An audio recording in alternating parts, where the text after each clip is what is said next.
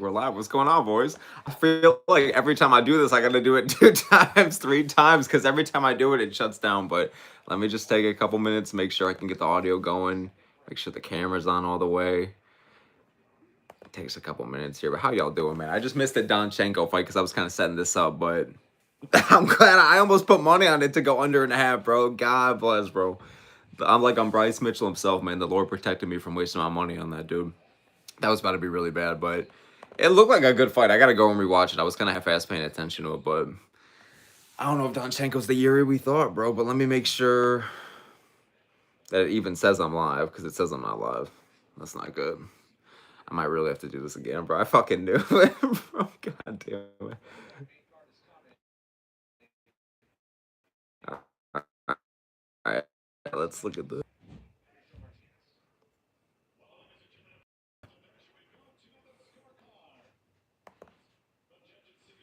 No.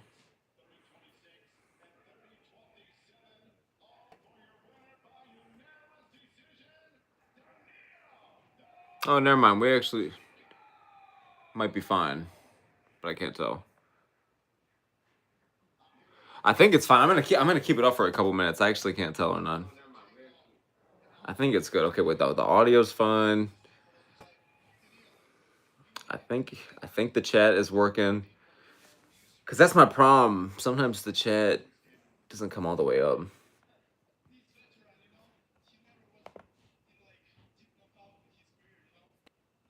Oh, never mind, never mind, never mind. I think it's actually working. Hey, Mazel Tov.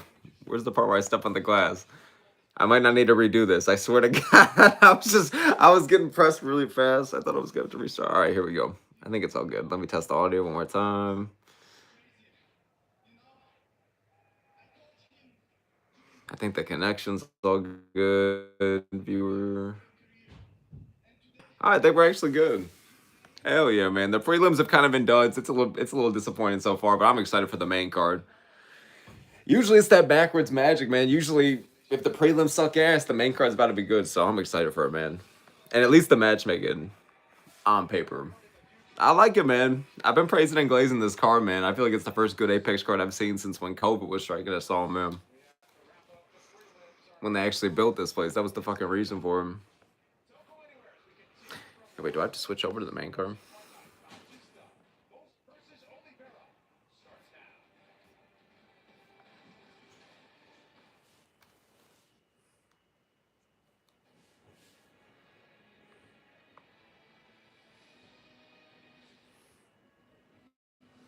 Oh no, we're good, man. We're good. I keep tripping about this. What's going on, Nick? Thanks so much for joining the chat, bro. Appreciate you for joining in, dog. About to start the main card right now, man. I'm excited for this one, bro. Again, like I kind of been tuning in and out of this one. WMMA fight here and there. I'm tuning out. I'm making food. I'm doing everything but watching. But the Whiplash fight won me money. I don't know about y'all, but apparently he was gonna get the decision anyways. I don't know if I fucking agree with that, to be honest, but because I had Gavrov winning 1-3, but Nick's a solid fight so far. I've been digging it. I can't even remember. Well, the last one we just saw, the mini Yuri one, that was good. I wish I was paying more attention. What else happened? The Wang Kong fight, I missed that one. I missed the Bruno Brazil one. The Whiplash one was good. The second round was a stinker, but as someone who put money on Whiplash, I don't even give a fuck. I feel like when you watch shit that's boring, it doesn't even matter when your guy's winning you money. But what else was even on the prelims? I've been watching, but like, oh, the Basharat fight was really good. Who was the Mexican dude that like made his debut? He had a crazy fight, bro. I think he was a big ass underdog. He stepped up on like 2 days' notice. That was a crazy fight, bro. That was like that was kind of what I fucking needed out of that one. I'm glad I didn't bet on that one either. This whole card, man, is terrible to bet on because all the odds are so close, and I think there's been a couple upsets, right? I mean, like I said to kick this off, bro. Like I almost put money on Donchenko under 1.5. Fuck that. Fuck that. I got saved by Jesus Christ himself not to put money on that, bro. But yeah, no, the fights have been good. The fights have been good. I think the main card specifically about to be violent though, bro. I think Jacoby KO. Do I have any bets? I do. My dumbass made some bets. I got a parlay with fucking Horiguchi. Who else is in the fucking parlay? That's a bad sign. Wait, who else is in the fucking parlay? The Gooch, and Oliveira. I got the main and co-main. That's it. I just kept it those two. Vinyag, thanks for joining the chat, bro. Thanks so much for joining, boys. I appreciate it, man. We're in for a good night of motherfucking fights, bro. I'm excited for it. This is about as excited as I can fucking be for an Apex card, bro. Nick says, what could the 326 co-main be? I think it's going to be a welterweight scrap. I think Prates and JDM or fucking like someone big like that. I think a welterweight scrap would fit in perfect right there. I don't know what it's actually going to be, though. I feel like I'm a little bit disappointed in the card. But if it's a great co-main, I won't be disappointed, if that makes sense. Like, it's totally going to rely on that. It needs a big fight, but when it gets that big fight, it can be saved here. Nick says, you picked Oliveira. I did. I did pick Oliveira, bro. Aloe Vera, bro. Aloe Vera. I keep picturing it as aloe vera, bro. Every white friend I have keeps calling it like the white. You know what I'm talking about, bro. You know what I'm talking about. No, I did pick him. I put money on him. Him with that's some white as fuck, bro. Him with fucking Horiguchi as the parlay, and I went with Oliveira by like my actual prediction. I think the cardio isn't as bad as people say. I think his wrestling has improved so fucking much in a short time. I don't think Bautista's just gonna have his way, and I think that I see a 4th round TKO. I think that's where everyone thinks that Oliveira is gonna really start slowing down, but that's when I think that he'll start picking it up. So I got Oliveira 4th round, but I could see a decision. If Bautista wins, I feel like it's definitely gonna be a late TKO or decision. Vinyak says if anybody knows every fighter on this card, they have problems. No, I agree with you, bro. I agree with you. I mean, hey, to each their own, man. To each of the hardcore to each their own, but there was a couple fighters here, like, I mean, I knew Gavrov, I knew Wicklash, who else do I fucking know? I know the Basharat bros, the legendary Basharat motherfucking brothers, like, I know, who else did I not know? I mean, there was a couple jabronis I didn't, but I feel like for the most part, I was proud. I kind of felt like a dork for how many fighters I knew, but, like, Sayun Nurmagomedov was supposed to be on here. People forget, man, so I don't know. There was a couple I had no fucking idea. If anybody did anybody actually watch all 3 of the WMMA fights? If y'all are real ones, dude. You already know it was following the Lucas Tracy cookbook, bro. You already know. Brody, thanks so much for joining the chat, bro. Appreciate you for tuning in, man. Saying let's fucking go. I appreciate y'all, man. Nick says BMF cards aren't the best. Holloway versus Poirier was just an okay card. True. But think about, hey, don't let them make you fucking forget, bro. The Gaethje versus Poirier card, that was badass, kid. That was amazing, dude. I'm calling you kid like I'm Dana White. I'm so sorry, bro. I'm so sorry. It sounds disrespectful when there's no Dana White impression. It sounds just retarded. I'm sorry. But genuinely, I know the BMF cards can be kind of weak. So don't get me wrong. I'm going into it. Like, that's why I was saying, listen, if they put a good co-main, I really can't complain that much. I know they're trying to hype up the White House card. They're trying to save up for Miami as well. Like, I understand, right? If they could just put a good co-main, I don't give a fuck. Because the matchmaking itself is actually pretty good. I'm a big fan of the Baraujo fight, the main event. So I could take it, but it needs to be a big stakes top 5 like kind of co-main, you know? But no, the fucking, what was it, 318, that BMF card, that was tough. That was a tough watch, bro. Like, it was a solid card. Wait, was it? Or did it? I don't even remember. No, it was like a C-tier card. It wasn't even that good. It was the night of the upsets, though. Every unk and a half ruined everybody's parlay, bro. So many on that card. But, yeah, I don't know. I feel like that's just the expectation we have with these BMF cards. Nick says, nah, there's some known fighters on this card. I think that's why I'm a fan of this Apex card, too. I think the matchmaking on the main card is pretty violent, and I also think, like, they actually put recognizable names that nobody cares about, but, like, they do care about all in one card, so then everybody's fucking happy, you know what I'm saying? So, Vinyak says Usman Nurmagomedov won his fight today. Yeah, I saw that, like, 3rd round sub. I didn't know who he was fighting, so I must be a fucking casual, but I don't really tune into PFL. I'm sorry, bro. I couldn't tell you anything, bro. Like, somebody made the comparison, like, it's like the AEW to WWE. I think at least that has their own fan base. Like, I don't know one PFL fan, but I do know people that tune in, and I know Usman deserves to be in the UFC. He's really fucking good. I think they're prepping him for, like, when Islam leaves in a year or two, that's when Usman's gonna come in, so I'm really curious how he does at the UFC level, man, because he's beating the fuck out of these guys. And, yeah, it was a really good win I saw. But I don't know who he was fighting. I'm sorry. I don't know who was fighting. Nick says if Usman makes his UFC debut, who should he fight? I think a top 5 guy probably right away. I'd have to look at who's ranked at the time because it's definitely going to be different from what it is now. But just somebody probably in the top 5, as long as he keeps on winning. Brody says, April of 24, I started my weight loss journey at here we go, bro, at 290 pounds after being 330 plus, and right now I just became 199. Holy fuck. Everybody clap it up for Brody, man. Listen, dude, that's badass as fuck. That means since UFC 300, how many cards has there been? What are they on right now? They're on 20 what? They're on 25? Yeah, they're on 20. There's been 25 cards and you lost 130 pounds. That's badass, dude. Everybody give it up for the man. That's fucking crazy, dude. Good shit. That's awesome, dude. I've gained weight, brother. I'm a fat fuck. I've gained weight, bro. So good shit. Brody says, I actually picked Jacob by third round gi. Guillotine, Gilly, bro. I'm sorry. I can't even speak right now, but good shit. I just bet on him as money line, so he was like a plus 110, so he won me a decent amount. He won me like 10 fucking bucks, bro. No, a third round Gilly, man. That's a crafty bet. Nick says UFC 318 had Roman Kopylov co-main. Yeah, brother. Preaching to the choir. It was shit. It was a shit sandwich, bro, with some shit sprinkles on top, bro. It was not good. It was supposed to be Vittori and Allen as the co-main. Then it was going to be Dan Ige as the co-main. It was like holding the atom bomb in your hand, and they were tossing it around from fight to fight, bro, and nobody wanted it, but they settled with that, the fucking the Costa fight. The Secret Juice Brothers, so... I don't know, man. All decisions on the main card. I feel like the main event was it was a really fun fight, but a bit of a letdown. I don't know. 318 was like just a C tier card to like, I feel like everything that a C tier means, you know? Like not bad, but just not good. Vinyak says real G's are watching the Arlovsky fight tonight. Oh, I forgot that's on. It should be on like when this card's over, right? Because it's like PFL was on in the morning. I was watching the fucking Area Hawani show. I'm not even going to lie to you. I'm becoming a fan of that. Don't even get me wrong. It's growing on me. Maybe I'll fall off, but they were saying that PFL's on in the morning and then this is on like early night.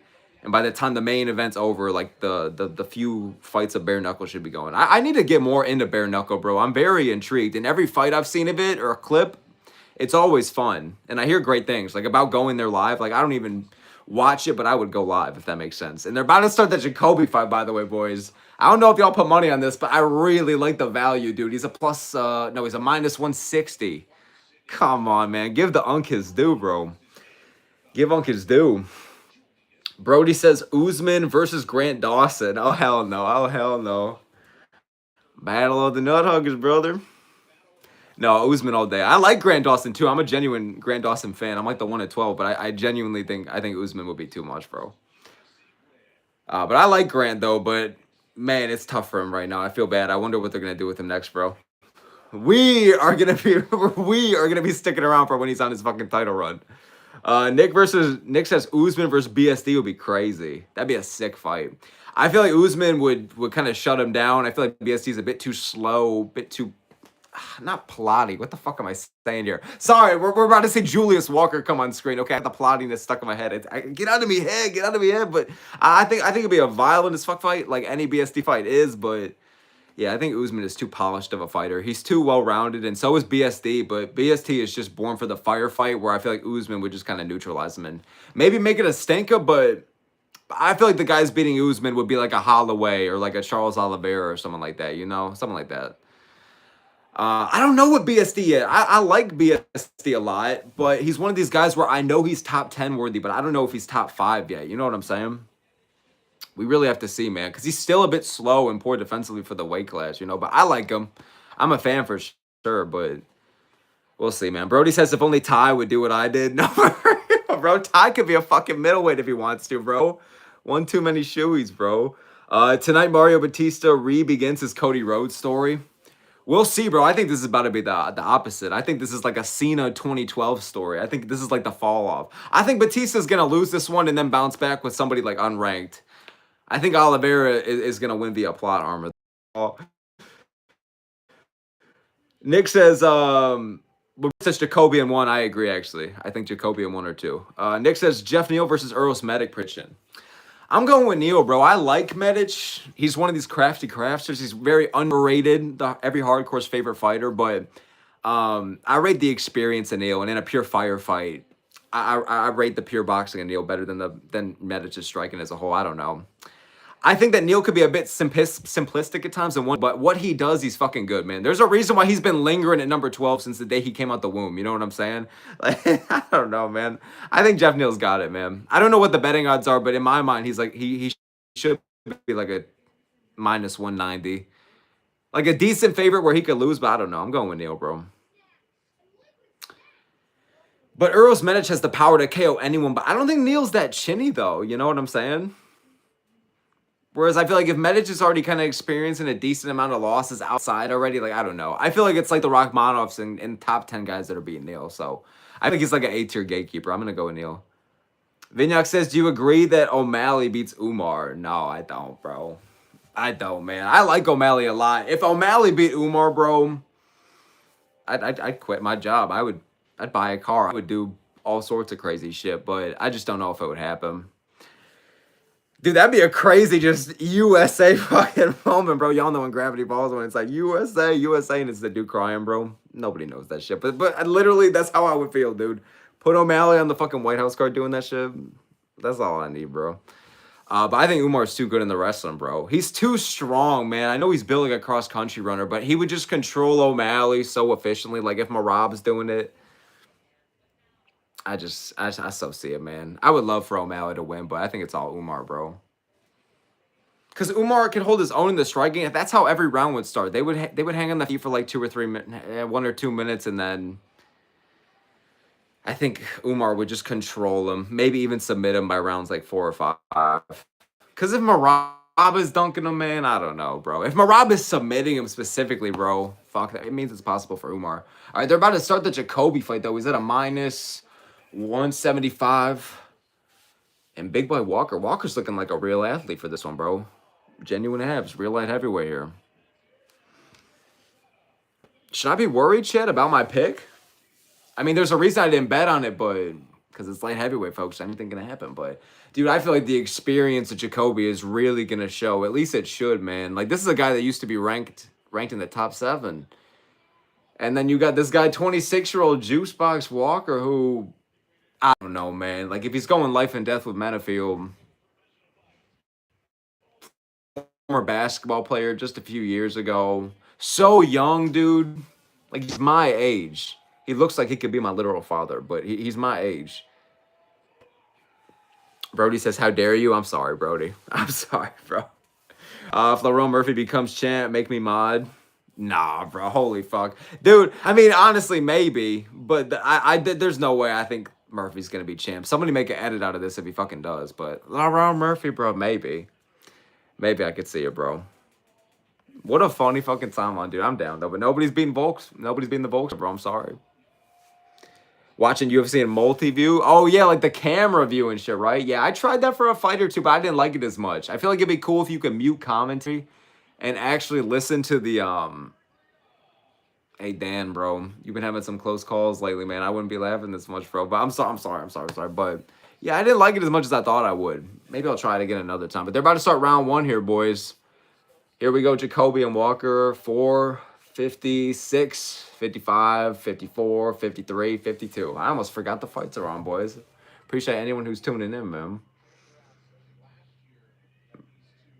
And here we go, man. Here we go. Walker looking really composed right away, man.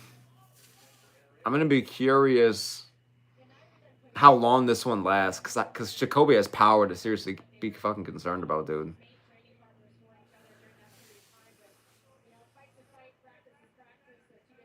$30 seconds in. Nice jab. Gets through there from Jacoby. There it is again, man. Yeah. Let's go, Unk. Come on now. Show him how it's done. Nice right hand got through there for Walker, but hell no, man. Let's go, Jacoby. Nice kick. Show him. Nice kick to the outside, man. People forget, man. That's what's got him in the top 5, you know? This is the battle of the hairline, bro. Look at this shit. Jacoby looking in his prime here, man. Walker, on a realistic note, doing a good job circling around, making it hard for Jacoby to close the distance and get his offense going. You could tell he wants to just blitz in, but Walker doing a good job utilizing the reach. I don't know if he's got a reach advantage, does he? I probably should have fucking paid attention to that. I probably should have put on my hardcore glasses there. Oh, nice right hand got through there from Jacoby a couple times. That's what I'm talking about, man. Oh, there it is again, and Walker finally goes for the takedown. Unsuccessful with a nice sprawl from Jacoby. I'm holding it down, bro. I'm holding it down. That's what I'm talking about. Nice sprawl from Jacoby, baby. Kind of holding it here. Ah, shit. Oh, never mind. My fight paused for a sec. I got worried for Paramount, bro. My stream paused for a sec. I got my heart rate. I should get one of those live heart rate monitors, man. It goes up sky high every time this happens. Oh no, it's like, oh no, no, no, no, no, no, no, no, no, no. All right, we're good. We're good. 245, 244, 243. Paramount, bro. Don't be fucking with me, dog. I don't know what I missed, but they're back to the center of the cage now. That jab is money for Jacoby tonight, man. Nice kick to the outside, man. Another takedown unsuccessful. Oh, hammer fist from above. Nice elbow. Oh, fuck me. Walker just picking him up, holding him there and kind of dunking him, but Jacoby doing a really good job. Nearly getting up to his feet right away, man. That's what I'm talking about, but fuck, the size of Walker's kind of showing, bro. Damn. Nah, man, but Jacoby doing a good job. Fighting the hands, getting back up to his feet. There we go. Walker looking up at the clock already, dude. This is what I'm talking about. The looks of desperation from him. Jacoby composed, man. Walker might have gotten him down, but if Jacoby can just beat the shit, I don't want to make it sound simple as fuck, but there's 90 seconds left, man. If he can get back to the middle and make the most out of it, like he's been winning the round in my opinion. Oh, nice knee there from Walker though. Oh, this is the last thing Jacoby needs, bro. Good knees from Walker, bro. Ooh, those are actually getting through. Holy shit. Jacoby playing good on defense, though, bro. But Walker's being really active right now, man.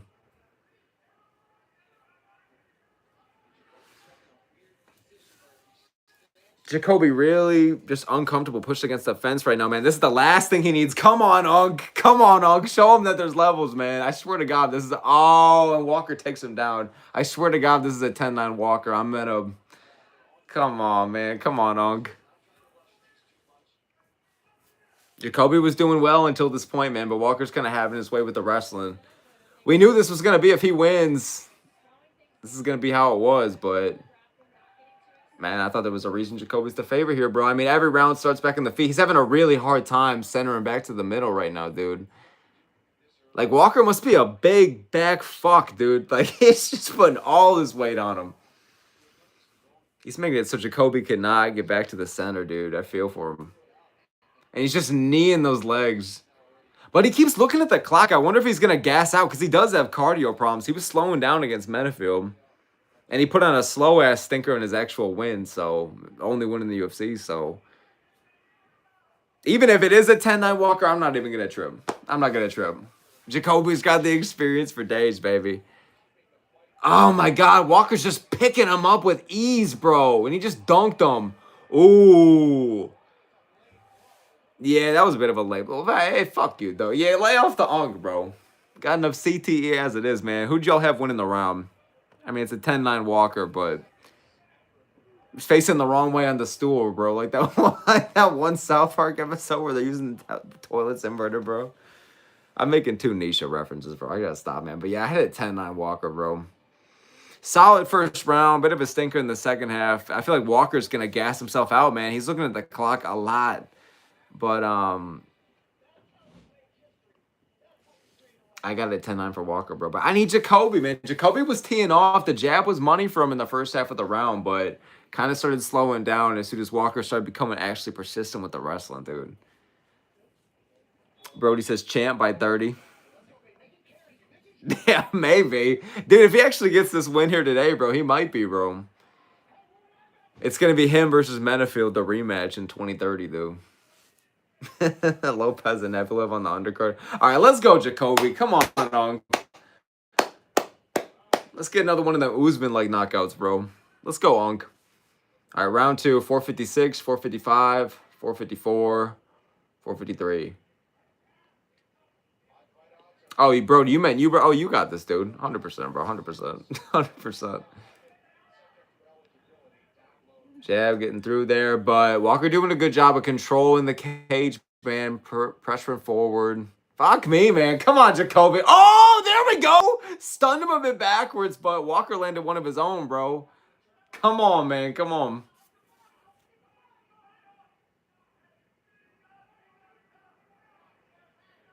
Oh, Walker's starting to miss now. Get a bit sporadic. That's what I'm talking about. Nice kick to the outside double. Ooh! That crosses money from Jacoby, bro. Gets through. Yeah! Sits him on his ass! Let's fucking go! Oh, is it still going? No! What? It didn't stop. Oh, just call it. Just call it. He's killing him. Dude. Oh, it's still going. I thought it was over. Oh, my God. I mean, the ref's still letting them fight, bro. I thought that was it. I mean, good on him because Walker's still in it. Holy fuck. I gotta relax. I gotta relax. Oh, nice hammer fist. Holy fuck. Nice elbows, nice elbows, nice elbows. Oh, nice ground and pound, dog. That's what I'm talking about, man. Way to go from Jacoby. Pressure, pressure, pressure, dude. That's what I'm talking about, Unk. Yes, just teeing off on him. Yes, that's what I'm talking about. Sit him on his ass, baby. Stop the fucking fight. Stop the fight. Woo-hoo-hoo. That's what I'm talking about, Unk. That's what I'm talking about, Unk. I should have put money on it, bro. Let's go. This shouldn't have been a fight to begin with, bro. Former basketball player against someone that was in the fucking top 5, man. Come on, bro. I don't care if he lost that first round. Good shit by Jacoby, bro. He just knocked out 3 up-and-comers in a row. Let's go. Should have put money on that shit. There was good value, dude. Nice. Nice win from Jacoby, bro. 3-fight KO streak. That's crazy. Dude, my stream glitched out when he first got the knockdown. And then I thought it was fucking over, and it wasn't over. Crazy-ass couple minutes right there, bro. Brody says, give us Jacoby versus Min Yang. That's the perfect fight to make. Perfect fight to make, bro. Because Jacoby, this is like a second fucking Wendy's going on right now, bro. And Zhang Min Yang is another young guy, another KO artist, bro. Jacoby's stopping them all. Why not? I like that fight. Good shit, Brody. I like that fight. Macau, right? In May. That's like a perfect turnaround for Zhang, too. Jacoby be down to do it. Let's do that fight. Makes all the sense in the world, man. It's an opportunity for this Unk to get back in the rankings as well, man. Great fucking knockout from the man. I love to see it, bro. Brendan Figgity Fitzgerald, bro. Freaking the fuck out. We love to see that, man. Say 15th win? God damn, bro. I like the new graphics, by the way, they got going on tonight. Were these here last week? I fuck with them. But Brody says Lucas admits he hasn't seen GSP fight. How have you not seen GSP fight? I mean, at least he's admitting it. I can respect that, man. A lot of people kind of... Like, I feel like I'm pretty good about admitting what I haven't fucking seen. Like, I haven't seen too many Anderson Silva fights. I've seen a good amount, but... Yeah, man. At least he's admitting it, I guess. What can I say? Dino Lover, thanks so much for joining the chat, saying, I'm a bit late. That was a wild KO. Never too late to join, bro. Never too late to join, man. Thanks for hopping in, dude. It was wild as fuck, man. That was a crazy finish. I feel like the whole main card is about to be full of shit like that. Well, actually, never mind. Never mind. We got Basharat versus Matsumoto next, bro. I have a better chance of finishing a fly, bro, than this fight has us of ending in a finish, bro. It's not looking good, but it should be good. I like the matchmaking. High level, folks. This is Joe Rogan's favorite fight and his favorite place on earth, bro. Speaking of Lucas Tracy, but no, I mean, I wouldn't call the man a dummy, bro. I respect him for admitting it, but sick KO from Jacoby, man. I think do him versus Zhang Minye next. I think it's actually a good matchup. Get him up in the rankings. All that. Dino Lovers. This next one's going to be a long one for sure. It will be, bro. Put some money on it, boys, to make it pass by. Put some money on it. Like, it's weird, right? Because I like the matchmaking, but I know it's going to be a stinker. I don't know.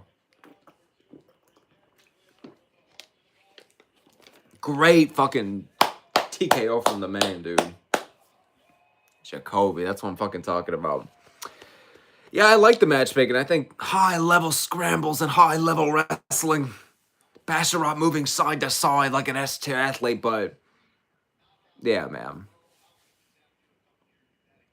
It's gonna be a bit of a stinker. It's just gonna be a slow fight. I would love for it to be exciting. Like, look at Sterling and Evlev. That was two negatives making a positive, bro. How do I even word that with all due respect? So maybe something like that. Marab and Umar, you know, sometimes these pure grapplers, man, when they go at it, sometimes it's the best fight. So, but I actually rate the pure striking of Matsumoto a bit better. Maybe that's a hot take. Because Basharat's kind of clean with it, but I just worry about him versus a lot of like the top 10, top 15 level guys. Because bantamweight is just full of these guys, like these spring fucking chickens, bro. These guys who are so good on the feet. So with Basharat, I don't know. He's solid. He's solidly well rounded, but I don't know if he's like that. Like who? I'm not gonna pull up the rankings in front of me. I already know my Paramount's gonna glitch out if I fucking do. But when I'm thinking of like the bantamweight top 5, dude, or top 15, sorry, it's just elite striker after striker, bro. You know what I'm saying? Montel Jackson is barely clinging on to 15, and you know what I'm saying. So for Basharat, I'm a bit worried, but his wrestling is a threat, at least against Matsumoto, bro. Matsumoto gets taken down every fucking fight. So I got Basharat via decision. I think it'll be a boring fight, but I hope I'm wrong, bro.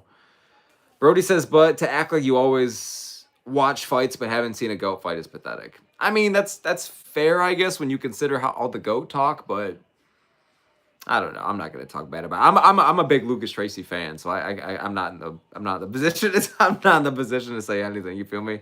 Brody says I like Matsumoto. I fuck with them. The Rob Font fight was pretty fun. Is Jacoby talking about playing golf with Trump right now? Dude, put this man on the White House card. Put him on the White House card. Come on now. Put him next to Bo Nickel. Is that fucking Cody Brundage right there? Get him out of the fucking cage, bro. Is that Cody Brundage? Or am I disrespecting this poor innocent man? This innocent man who probably has kids. I feel like that's Cody Brundage. So I feel like when you see that face... Lucas making a weekly GOAT list based on edits he's seen. Maybe, bro. Hey man, let's not bash the GOAT Lucas, bro. We are here for Lucas Tracy, bro. Nah, a bit of lore, bro. Lucas was part of the reason I made a channel actually. Like I didn't even know I've been a UFC fan for about a decade, but I didn't even know like MMA YouTube was a thing. But my buddy, who I went to school with, was like, "Yo, I watched these two." He watched Bedtime and he watched fucking.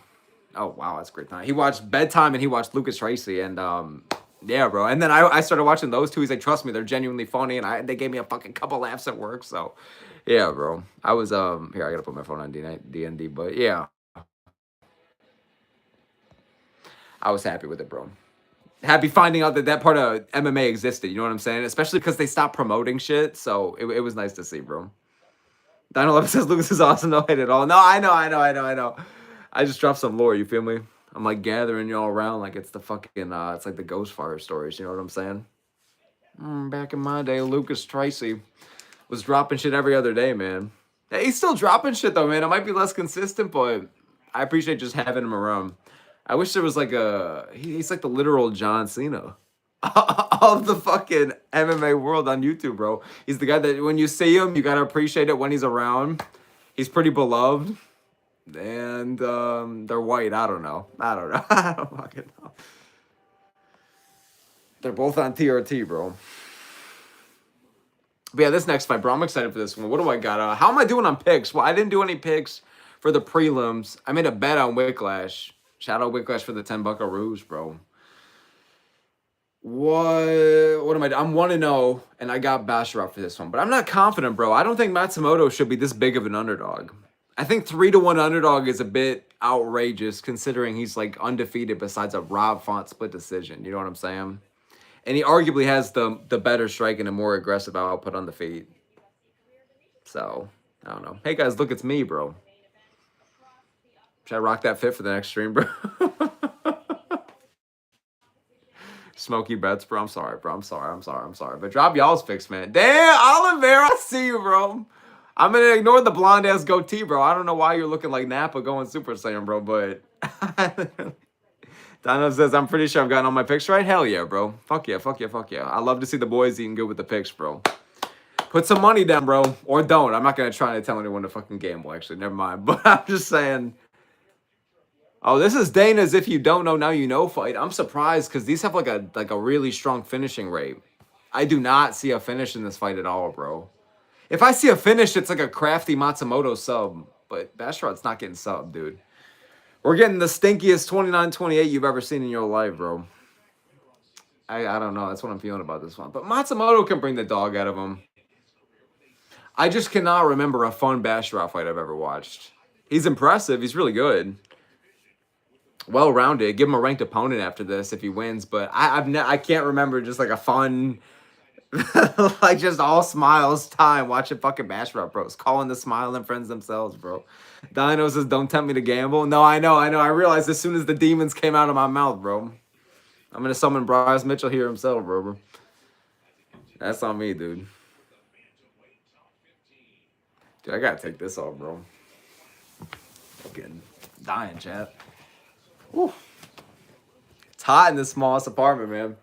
All right, let's go Basharat, though. I can't believe I just said that sentence. Let's go Basharat, but here we are. Here we go. The whole fit change, bro. Like, it's The Sims. I feel like if you just blinked and then you came back in, bro, I feel like it's like a whole different vibe, man. Oh, my God, bro. I feel like if somebody had dementia and watched the stream, they would just trip out right now. They'd be like, what the fuck just happened? But, yeah, bro. This fight, I got Basharat 29-28. I think Matsumoto's going to be aggressive the most in round one. I think his striking is probably going to look the best. But then I think the wrestling is just going to be too much in rounds 2 and 3, bro. Like, Matsumoto's been taken down by lesser wrestlers, and Basharat is still undefeated. I know that Matsumoto would be undefeated if he didn't take on Rob Font. And fuck, I would probably pick Font to beat Basharat probably. So you never know. And it was short notice too, right? So I don't know, man. I rate Matsumoto. I don't think he should be a 3-1 underdog. I'll fucking tell you that much. I think that's crazy odds. So I would stay away from this fight if you are betting. I don't think Basharat's like a safe enough pick to throw him in a parlay, but I don't know, man. I still think he's got this one. I hope we just get a fun fight. You know what I'm saying? That's all I want, man. We haven't been really seeing that many finishes either. I'm surprised considering the 25K bonus. I don't really recall. I mean, we just saw Jacoby literally murder a man in front of his kids, but you know what I'm saying. Besides that, the Whiplash stuff was sick. Was there any other like crazy knockouts on the prelims? I mean, the Donchenko fight went to a decision, which again, I've said it 100 times, but I have no idea how. But yeah, mini Yuri Prohajka, I don't know if he's the mini Yuri, bro, because Alex Morono, man, was kind of giving it to him. He looked like he was in his second prime right there. He was pumping the jab like Prime Whitaker. I don't know, man. It was a 30-27 from what I was watching, but I was gonna half watching while setting up the stream, and it looked like a really competitive fight. So I don't even fucking know. It looked competitive, bro. But yeah, man, I picked some 1-0. 1-0 on pick. Cause I was gonna submit to you guys know the UFC predictions tracker, bro. I was gonna send my shit in like the full card. I was gonna make the full card breakdown, but literally, dude, I'm just not confident in my prelims picks, and I'm glad. Like, I ended up getting most of them right, so I probably should just yapped about them anyways. But dude, close betting odds, close fights, a lot of decisions as well. But yeah, man, I think I'm doing solid on picks. But official picks, I only picked for the main card, so I'm 1-0. Hope I can go good with this one, man. 325, I did okay. 324, I did okay. Like, they're not bad, but like, I don't know, man. I don't know. I need to be higher, bro. I crashed and burned like a national tragedy in the last fucking quarter of last year, bro, for my picks, so it was not good. Dino says, I think this could be a technical fight, but not super entertaining.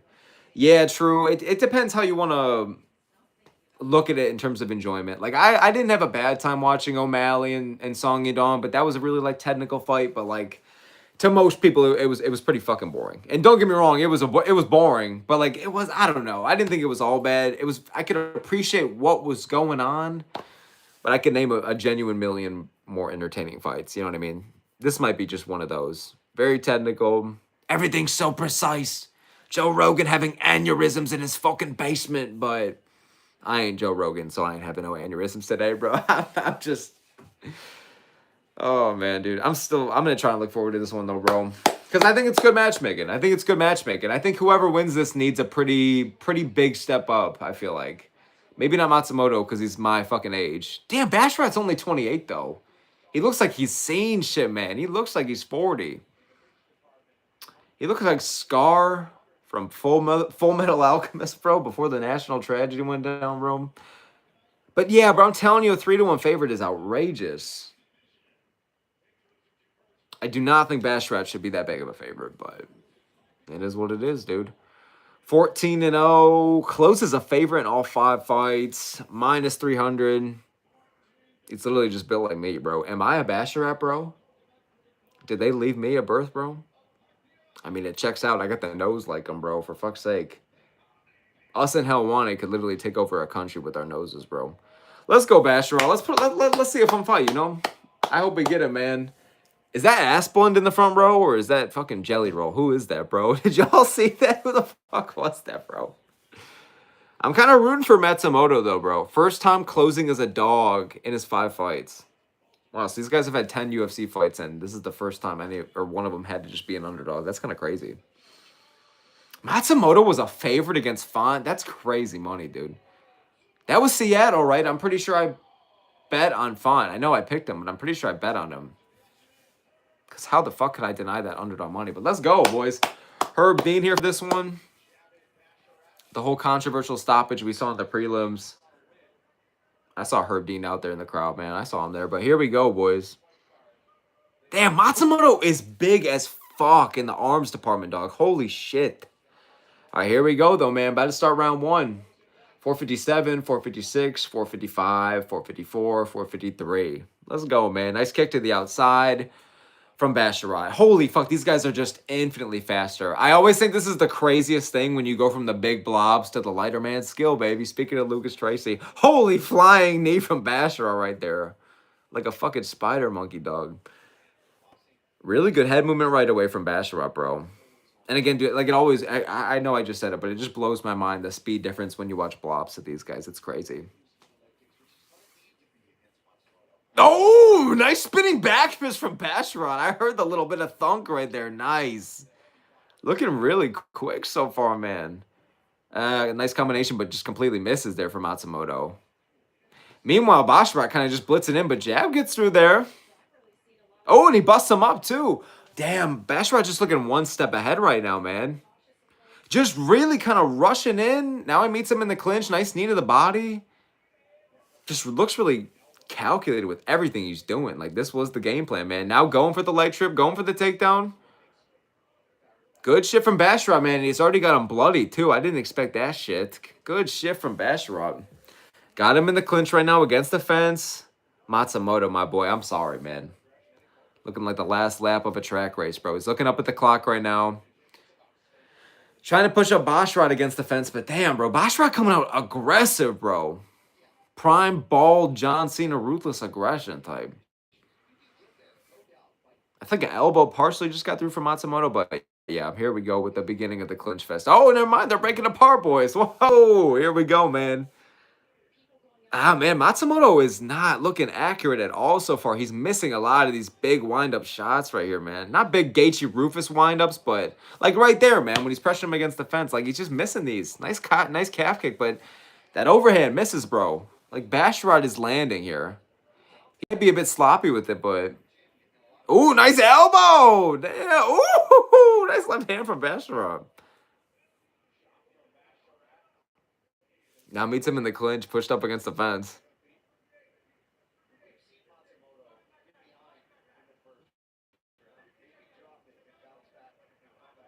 Yeah, bro. Basharat's doing a really good job of controlling the pace so far, bro. But really kind of stinking it up in the clinch. Holy fuck, man. But it is what it is, bro. Holy fuck, this is the craziest shit I've ever seen. Nice elbow there from Matsumoto. That kind of was getting through earlier a bit too, but... Basharat reversing now. Nice knees to the body for Matsumoto, but he's just kind of grimacing in pain here, man. This is not looking like his fight so far. Oh, man, those spinning attacks are looking pretty nice so far for Basharat. He's 2 for 2 on those. There we go. Matsumoto kind of teeing off now, but that head kick misses. Nice 1-2 from Basharat. Knee to the body. Man, dude, Basharat's loving the clinch like a baby, loving drinking milk out of a teat, dog. Matsumoto reversing positions here, but shit. Nice knee to the body from Basharat. But good lord, bro. I just want the round to be over already, bro. This is the fight I kind of feared this was going to be, bro. How can you not love that? No, I shouldn't shed it. It's not even that bad. It's not that bad.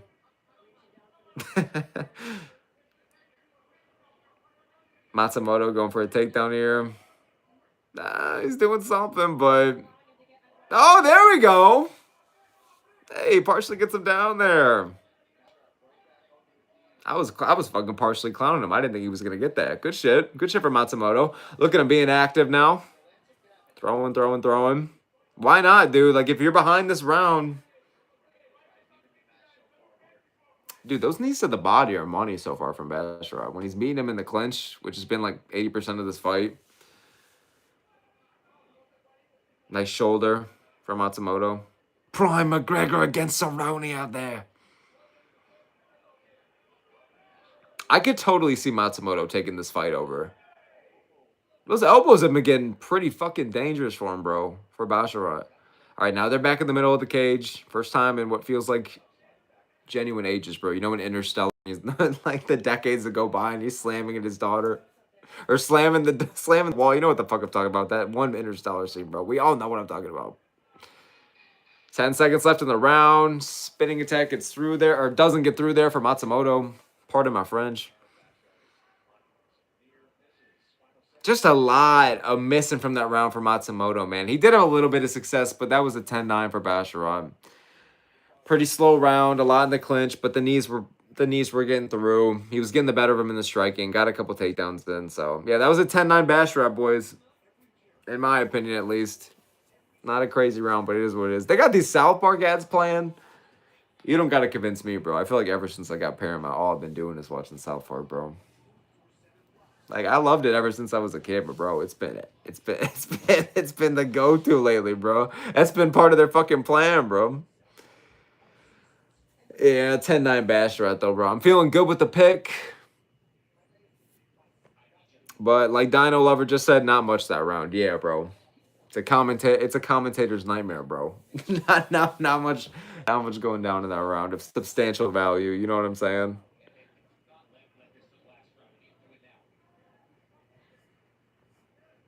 All right, here we go, round two. The other Basharat brother in the crowd looking on. All right, round two about to start, boys. Red Bull gives you wins.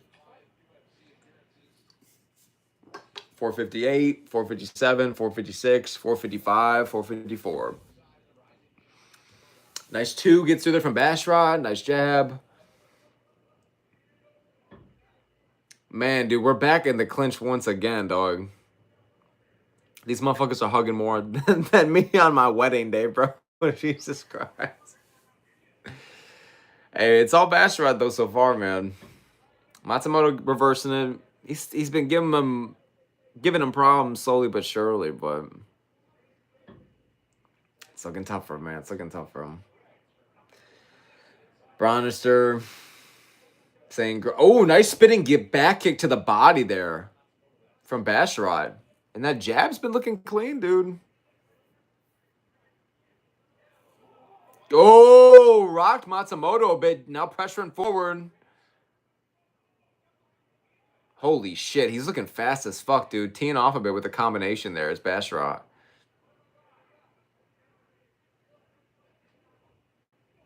That's a big Rufus overhand from Matsumoto right there. There we go. Lose those chromosomes, baby. Lose those chromosomes. That's what I'm talking about. Double jab from Basharat. Dino Lover says, holy hell, his nose is huge. Do you mean Basharat or me? Or Matsumoto? Because me and Basharat, that's just our fucking... That's that Sandland genetics, bro. But fucking Matsumoto, bro, I think he's just getting busted up right now. He's getting busted up right now.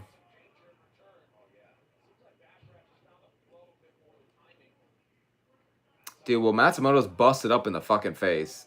But if you just mean Basharat's like Helwani nose, then I also suffer from that problem. So I can't even hate, bro. I really can't. But Basharat's pretty damn ahead on strikes. Matsumoto piecing up his legs, though.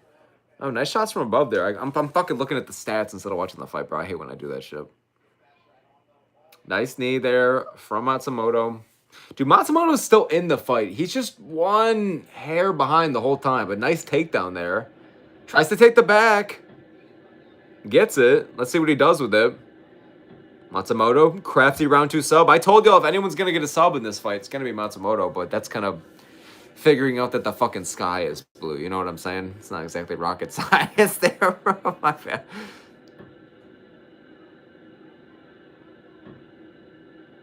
Isn't this the greatest fucking fight you've seen in your entire lives? I'm sorry. It's really not that bad, bro. I gotta stop. It's really not that bad. Like it's insane how much more proud I would be to show my casual buddies this fight than like Hamza versus DDP. The look of disbelief as that was happening. Oh, takedown attempt here for Matsumoto, and he gets it, but not really going to be able to do too much with it here. But he's able to take the back. He's got the back right now. But Basharat does a good job of scrambling out. Now he's on top position, pushing him against the fence. Yeah, this is classic Basharat, folks. The athleticism. The Abe Lincoln beard. How can you deny it? And Matsumoto doing a good job getting back up to his feet. But nice knee to the body there from Basharat. Nice knee up the middle there from Matsumoto. I don't know why I said his name like that, bro. It sounds like a fucking anime character. I'm telling you, dude, the accuracy of Matsumoto was just poor today, man. It's hurting him in these exchanges. Basharat is just the cleaner landing fighter. But the calf kicks are money, though. I'm sounding like Joe Rogan. The calf kicks are money from Matsumoto, bro. I feel like whenever Joe Rogan thinks about calf kicks for too long, I feel like that literally is gonna like combust in his head, bro. Did somebody say calf kicks? Nice jab gets through there from Basharat. Dude, Matsumoto is like, this could be Matsumoto's round, man. He's looking much more comfortable with the offensive wrestling here. Instead of just playing defense for round one the entire time and just kind of having moments here and there, I feel like that he's actually dictating the pace. He's been taking the back consistently, too. Yeah, this might be Matsumoto's round, bro. It might be 1-1. I like Matsumoto, but I kind of want my pick right. So I kind of hope that Basharat takes this in round 3. I kind of want the pick right. I'm not really invested too much in either. Oh, now they're swinging. Yeah. This is Holloway and Gaethje right here, man. Oh, they're swinging right now. That's what I'm talking about. Nice calf kick. Kind of trips him up a bit from Basharat. Jab is money. Nice end around, too. But, yeah, that's Matsumoto, dude. That's 1-1. And Basharat with really bad body language. He looks fucking gassed. Oh shit, dude! This is what I'm telling you, man. Matsumoto shouldn't have been this big ass underdog. Did I mess up my pick? Did I just go with the casual pick? Did I just go with what everyone thought was popular, bro? Fuck me, dude. Basharat looks gassed and defeated. Cap on it, bro. He's looking gassed. Dude, Matsumoto was looking fresh. He's got his fucking hands in the air, and he just won round 2. Bro, you can't tell him that was close, man. That was Matsumoto's round, bro. You should be telling him round 1 was close too, man. You gotta try and get this motherfucker to get a finish, some Leon Edwards shit. Put it out the fire, Leon! The jab's been money for Basharat. Otherwise, that was all Matsumoto. The knees were there. The takedowns were there. Getting the better of him in the scrambles. Took his back multiple times, yeah. Hey, that next fight night, I'm excited for that one, bro. Houston, February 21st. I'm going to a fucking basketball game the next day. That's right. I know sports. No, I don't. Not absolutely dick. I don't know shit, bro. All right, here we go. Round 3 starting off, boys. Matsumoto's starting out just blitzing forward. Both these guys feel like they need this round. Oh! Matsumoto kind of teeing off on him. Both these guys arguably do need this round. They need a finish or they got to make a statement here. It's 1-1 in my opinion. I don't know how y'all have it. But Matsumoto's starting off really aggressive.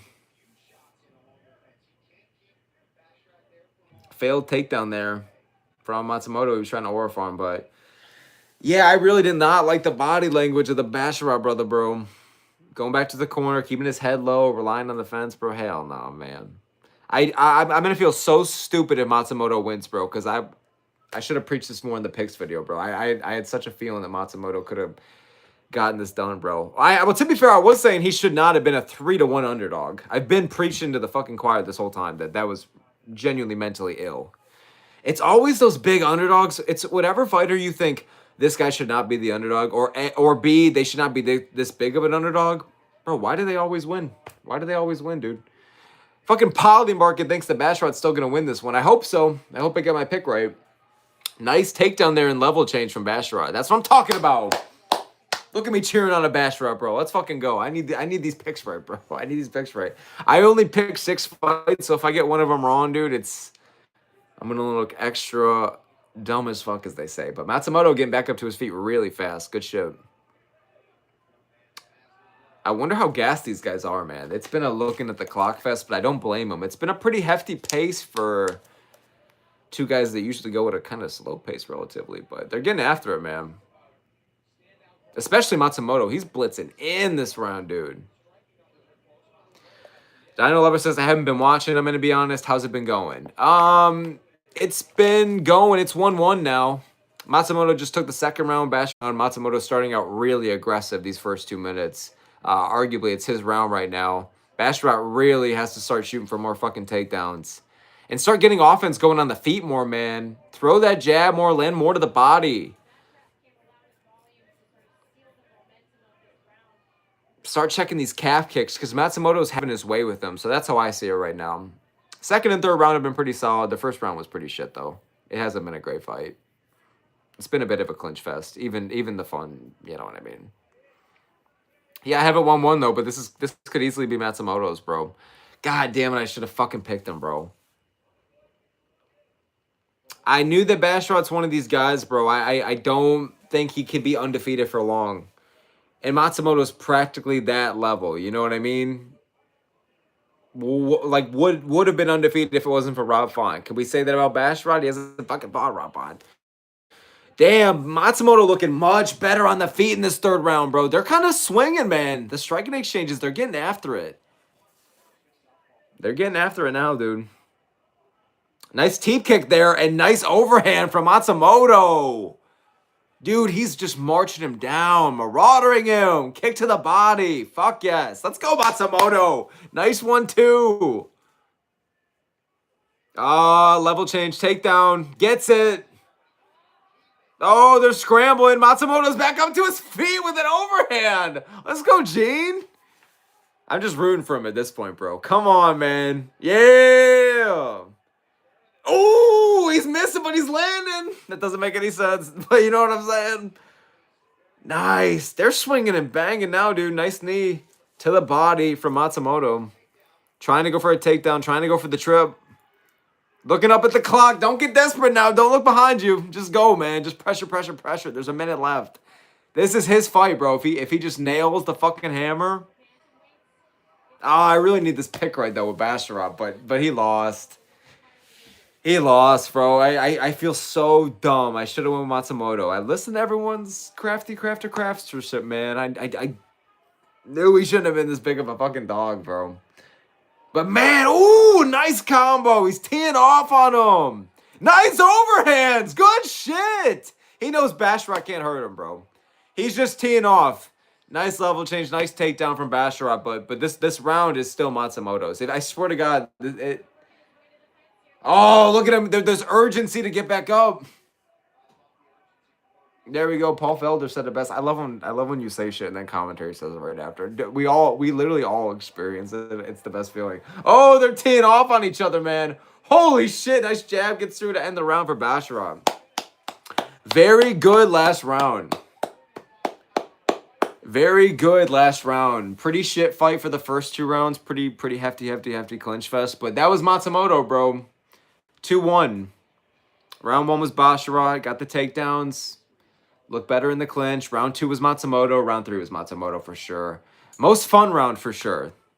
Definitely saved the pace of the fight. I was kind of falling asleep there a little bit, but no, it was a good fight. We were all kind of preaching in the choir that it was kind of going to be a shit fight. It was definitely above expectations. Good matchmaking. And Basharat's not undefeated anymore, bro. He shouldn't be, at least. That was Matsumoto, dude. Showing how good is Rob Font. How good is Robbie Font? Robbie fucking Fuentes, dude. But now I'm 1-1 in picks. I feel retarded, dude. And Almeida's going to get slimed out by Kuniev. Oh, God, dude. Bautista's going to shut down Oliveira. Oh, no, bro. Oh, no. I can already see me going 3 for 3 or 2 and 4 for picks. Oh, no, bro. Oh, no, bro. You know who else is terrible with Apex picks? No, dude. God damn it. I'm really hoping that's not how this goes. Hey, for anyone that cares, bro. Zuffa Boxing 3. I don't know when the fuck I'm going to tune into Zuffa Boxing again, bro. I watched the first one. I checked out a couple of the fights. I was kind of falling asleep a bit, so I'm probably not going to be watching for a while. But hey, at least they got it, bro. 100 mils, Dana, 100 mils. Let me listen to these scorecards. Let's listen to this. It's a split. It's a split. It's a split. It was Matsumoto. What? Who won? Split. Wow, that was a... Come on. No. That, come on. What rounds? Am I wrong? The crowd's booing, so I must be... I'm gonna assume it's not racism. I'm gonna assume that it's... Oh, and then you already know as soon as they asked, do you think you did enough to get the decision? Come on, bro. That was Matsumoto. That was Matsumoto. Am I wrong? Oh, wait, no, I got all my picks right, though. Dino Lover, that's a good point. I got the pick right. Yeah, robberies. Yay on these literal, some of the baddest motherfuckers on the planet losing half their pay. Damn, bro. I literally had Matsumoto, though. Like, I didn't pick him. I feel really bad, bro. Really close fight against Rob Font. Nick says I had Gene, Buzz. Damn, bro. That's really tough if you had Gene, because I thought he won. That's a robbery, in my opinion. I think he really did enough in the second and third round. They must have given... Wow, they must have given Basharat the second, but I don't really think he did that much. Matsumoto did better in the scrambles and in the striking. Nick says I had Gene, but second was close. Okay, well, I had Basharat, and I'm defending Matsumoto, so if someone is saying the vice versa, I'm going to trust that. Let's just call it a close fight. It was just a close as fuck fight, I guess. I thought it was a clear 2-1 for Matsumoto, but I guess I'm happy that I'm 2-0 on picks. Yeah, let's go robberies. Yeah, let's go, bro. I don't know, dude. Dino Lover says I think I sound like George St. Pierre. I think you're intoxicated. I sound intoxicated. I think I said this in the last stream, but boxing sucks. Yeah, a little bit, bro. A little bit, man. I've always been intrigued by boxing, but I feel like whenever I sit down and watch it, I just never have a good time. Like, I never am just like, holy fuck, what a fight. I watch like the big boxing fights. I watch some of the Zuffa 1, but I don't know what it is, bro. I don't know. I want to learn more boxing and how to actually train it, but I just don't. Who the fuck is this? Oh, I thought that was Muhammad Makayev, like undercover, like trying to sneak into a movie theater, bro. It's Mikey Mushemi, bro. But yeah, I don't know. I'm not too crazy about boxing. Dino says still got all my picks right, was kind of a robbery. I'm the exact same way. Like, I'm 2-0 on picks now. Still got it right, but I don't know, man. I thought it was Matsumoto's win. Nick says, nah, I picked Fareed, but I had Gene winning. Oh, okay. Okay, so we all picked Fareed, basically, and we're very lucky that the judges gave it the way that they did. Are you intoxicated?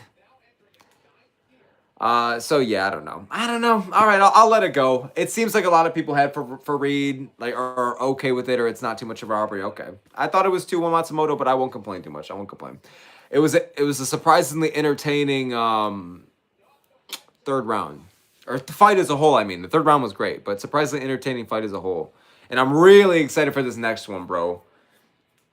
This was what I said was going to be the banger of the card. Alex Sachek versus Andre Barriou. Andre Barriou.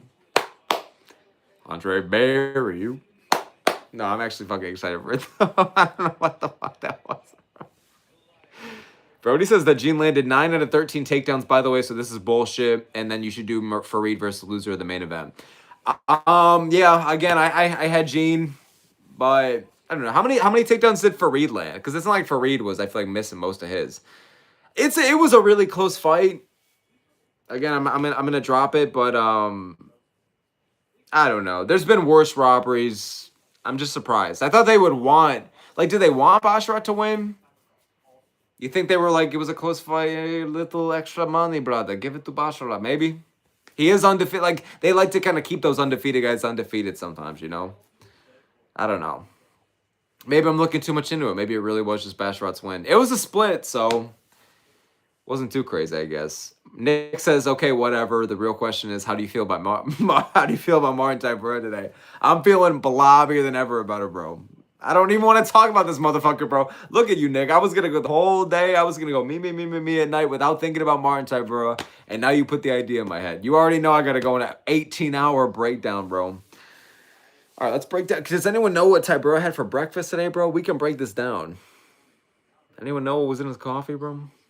No, I could give two fucks about Tybura, bro. When we got the fighting nerd, Alizachik up next, baby. I think a round 1 KO. Can we talk about this one real quick? The fact that he's a minus 550 is outrageous, bro. Outrageous. I have no idea why he's a 5-1 favorite. He might be a 6-1 favorite. I have no idea why. I think he should be like the clear favorite, but holy fuck, bro. I'm excited for this one, though. I got Alizachik round 1 KO. I cannot trust in Barryu, man, being 1-4 in his last 5. Nick says he probably had everything for breakfast. Bro, he literally probably did, bro. His wife and kids are missing, bro, because he literally pulled a Chris Benoit, bro. Except he just fucking ate him. Actually, I gotta specify. I gotta specify. Holy fuck, that got dark for a second. I kind of forget the Chris Benoit literal situation. He just great. Sometimes I'm listening to like, whatever you did, ever you got. Sometimes in the gym, I kind of forget about the literal tragedy. Jesus Christ, but yeah, Tybura, bro, probably woke up, did 15 crunches, 15 sit-ups, and 15 sets of eating brick shithouses. Big fat blobby Tybura. Why do I want to see like a AI jazz cover of like, and this is coming from me, I can't stand using AI sometimes, but like, why do I want to see like a jazz cover of somebody just singing about Tybura and like they're doing the sax and shit, bro? That'd be amazing, bro. I feel like I'd be more motivated to get out of the fucking bed in the morning, bro. If I get to listen to Tubby Tub Tub Tybura on the trombones, bro. Tybura. I'm talking like I'm fucking stoned, bro. I gotta stop. Brody says that Gene should be 16-0, not gonna lie. Honestly, there's a really good argument for it. He arguably beat Fonten. He arguably just won that fight. So Gene should. It's really tough for him, bro. When he's one of these fighters that was undefeated and could be, but it's just these couple of really close split decisions. It's tough, bro. Look at like Blachowicz' last 4 fights. There is another universe where he literally won all those fights. He could have beat Pereira, beat Ankalaev, beat Guskov. Like could have the whole Universal River could have went a whole other stream, but. It's crazy how these decisions go sometimes, you know? Not even saying that was the wildest robbery I've ever seen. I'm just saying it's crazy how much, like, of an effect it has on their futures, man. Like, no shit, they're pressed about it. Like, it really sends them kind of backwards, you know? So, like, Bastrut's going to get a ranked opponent probably now, and then Matsumoto's going to get, like, the second Bastrut bro. Teddy Long's going to come out. You could take on both the Bastrut bros in a 2-on-1 handicap match, player. Like, that's what you're going to get on Friday night. But, yeah, we'll see, man. Brody says Benoit AO. I know. I got to check myself with Chris Benoit, bro. I got to check I literally, like, I forget about the tragedy of the situation sometimes when I talk about Chris Benoit. Dino Levis says I got Mikkel by KO early. Completely agreed. Completely agreed. I think a 2-minute KO. We'll all be screaming out of our fucking seats. I think that Brody says McKellen won. Yeah, so we all got McKellen won. I'm telling you, he shouldn't be this big of a favorite, but like, I mean, he's one of the safer picks. He's one of the safer locks in a card that's really unpredictable. He's one of the easier ones to kind of figure out. Like, Barryu is just chinny, bro. He's older. He's more simplistic. He's a bit stuck in the mud sometimes. He can kick most men on planet Earth's asses. He can kick a lot of the jobbers outside the rankings asses. But when you're dealing with the Alizachik, who's just riding momentum, 2-fight KO streak, training with the fighting nerds, the younger fighter by 5 years, pretty sure he's got the reach advantage here, speed advantage. I think he's just going to be so explosive to the point to where Barryu's is gonna want to meet him in the fire. Like, he's been in a bunch of wars himself, bro. But with that comes so much damage, man. I can't trust in the chin, bro. And 1-4 in your last 5. Like, I don't know. I'm going with Mikkel. I'm going with Mikkel. Round 1 KO. Not good enough to bet on it because, like, there's no value. He's a minus 550, but it's one to watch for sure, bro. It's the banger of the card, in my opinion, bro. Damn, we have hella fights left. I feel like I've been streaming forever. We got hella fights left. It's exciting, bro. I'll never complain about having more, bro. Jesus Christ. Sometimes it's a sad feeling when you think you have like more fights left and then it's like the main event already and you're like, fuck, dude. Yeah, we got 4 left. After this, it's all ranked guys, too. That's crazy. That's what I'm talking about. S tier Apex card, bro. Jesus. Dino says a random dude may be able to land a lucky KO on Mab. Wait, I don't know who Mab is. Oh, Marc-Andre Barriou? I mean, yeah, true, bro. Yeah, true. A gust of wind versus Marc-Andre Barriou. A hydrogen bomb versus coughing baby. That's kind of what we have here. Dude, but I don't want, like I've said 100 times, I don't want to count out Barriou. He could totally get this one done. I just think it's unlikely. I think he should be a 3-1 dog, 2-1 dog. Not 5-1. That's kind of nonsense. But I'm also thinking Alisejek sleeps him in like 2 minutes. So we'll see, man. I mean, literally in 2 minutes as well. Like, this shit's about to start. Brody says Gene versus Javed for payback. You know when they were trying to do, like, the Tafa brothers versus Valter Walker? That would have been a whole other fucking timeline, bro. I'm telling you. You could mix with this shit like Marvel, bro. Marvel for translation. But, like, seriously. They almost did that. But now he's facing Martin Tybura. Oh, there you go, Nick, if you're still in the stream. This is how Martin Tybura ended up coming up. There you go. He always finds his way to plot on in, bro. Ba-dum, ba-dum, ba-dum. Those were his little footsteps fucking walking towards my door, bro. But yeah, Gene and Javed, maybe. I'm okay. I'm all right, though. It actually makes sense, to be honest with you. I just don't know if I'm trying to see it. Barriou, no pun intended, looks like the Canadian Cody Brundage. He's 0-6 as a dog. Good God, that's a statistic that puts a literal bad fucking taste in my mouth, dude. Jesus Christ, 0-6 as a dog. Oh my God, that literally sends chills down my spine. That's an ugly stat, bro. That is so much confidence. Look at this motherfucker, Alisejek, bro. What's he about to be? He's about to be like 9-0 as a favorite. He's 8-2 as a favorite. Okay, all right. I might not be that much of a betting man. I might not be good with fucking numbers, okay? I can barely count to 12 forwards and backwards. But 0-6 as a dog versus 8-2 as a favorite? Here's Baralho. Just unnecessarily dripped out, bro. Don't get Peyton Talbot too excited now. Why does the ref look like the fusion dance of both these guys in like 20 years? Whatever. I'm besides myself, man. Here we go. I'm excited for this one, bro. Brody says, I thought Yoel beat Izzy, Paulo, and Rob. Second fight? Interesting. All right, my bad, bro. I should have given that time to read it more. All right, 455, 454. My bad, Brody. 453, 452. Alisejek immediately bouncing around the center of the cage, pressuring it outside. That jab looks rangy, dude, immediately. He's going to headhunt immediately, bro. I'm fucking telling you. Just wait till they start exchanging, dude. Here we go, dude. It literally is just pressure versus pressure here, dude. It's like the most insane case of stoppable force versus movable object you'll ever see, bro. Hey, right hand getting through there from Barriou. Dude, Alisejek's just trying to mog him down, though. Nice calf kick there from Alisejek. Fuck, I need water, man. I feel like it's about to end any second, though.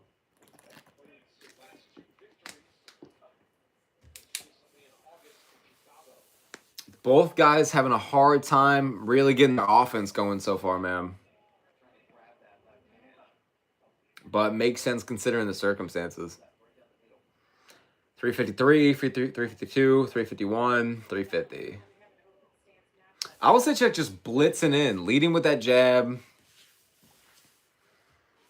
Kicking to the outside. Oh, jab gets through. Barry, you didn't like that shit. Ooh. Alisejek teeing off. Yeah, Canada. Yeah. No, I'm sorry. I fuck with my Canadians, bro. I'm sorry, bro. Let's go, Alisejek, bro. Win me the money I did not bet on your minus 550 as, bro. Alisejek just doing a really good job pressuring right now, dude. But we knew this. Oh, nice shot to the body. Oh, my God. Nice left hand, dog. Jesus. Oh, my God. That calf kick now. Now they're adding up. It seems like every shot Alisejek's landing, he's trying to kill him with it. Bury you with a really high guard. Back already just red as fuck from being so pressed against the fence already, dude. Like, Alisejchik is just pressuring forward. Nice overhand partially gets through there. Holy fuck. I feel like I'm about to win as a murder, dude. Jabs money right there. Barry, you cannot close the gap, dude. I'm telling you. Overhand and knee up the middle doesn't really do dick for Barry you. I feel like those calf kicks are really starting to add up, dude. Oh my god. The body shots from Alisejchik and the kick to the body, dude. Fuck me.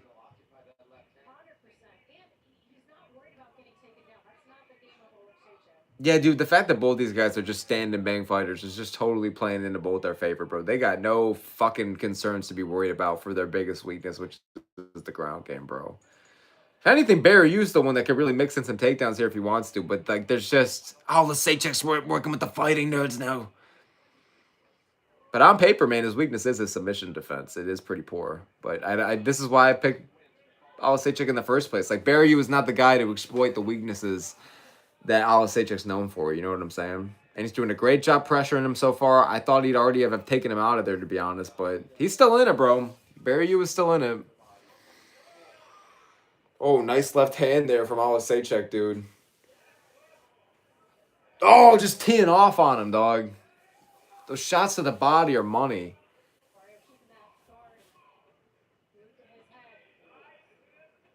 Oh my god, the body shots, dude. They're fucking adding up from Alisejchik. There's a minute damn near left in the round. Meanwhile, there's my ass is falling asleep, dude. That's my biggest problem right now. I think I'm fine. I feel like I'm fine compared to Barry Yu right now, bro.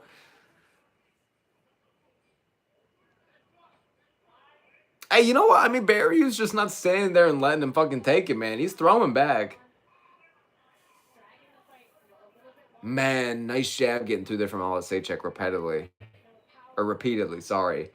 Damn, already 40 significant strikes, apparently. That's what the numbers say. I didn't think it was that high, but I feel like Mikel, nice left hand. I feel like he's having a hard time just really teeing off as clean as he wants, man. Like Dino just said in the chat.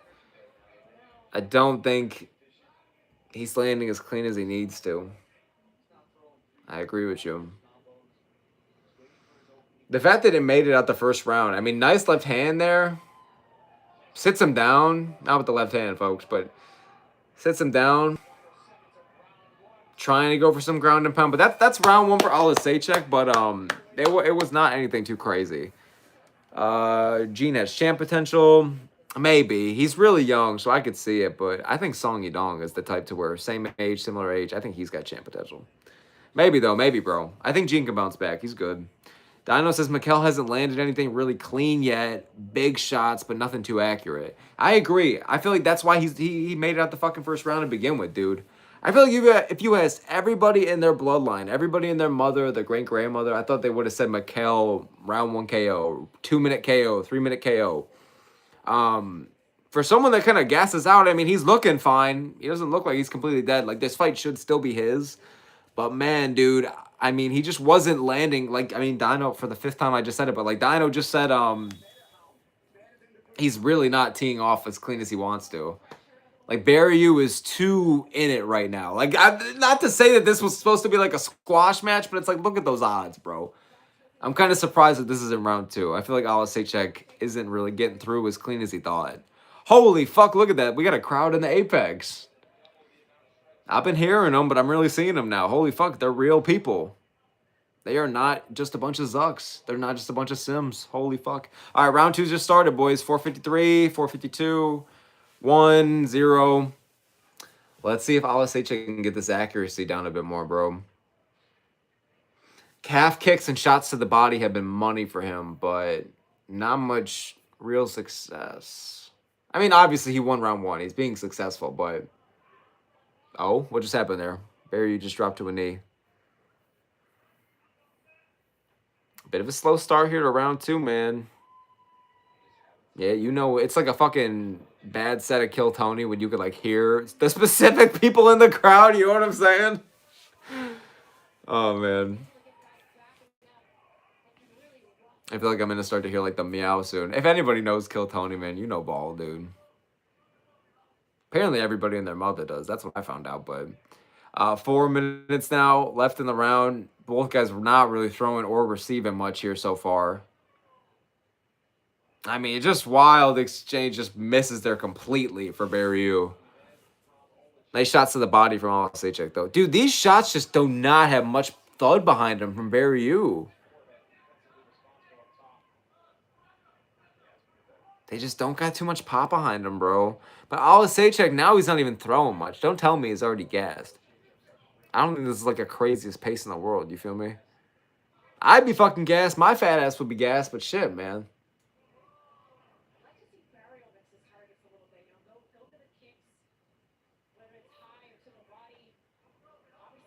I mean, nice shot to the body there from Barryu.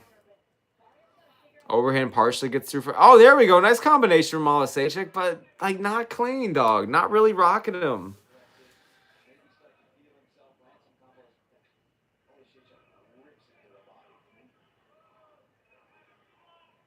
That jab not really doing dick, man. Looking like a Juliana Pena jab right now, bro. It's almost like both guys, like, cannot get into this, like, third or fourth gear, you know?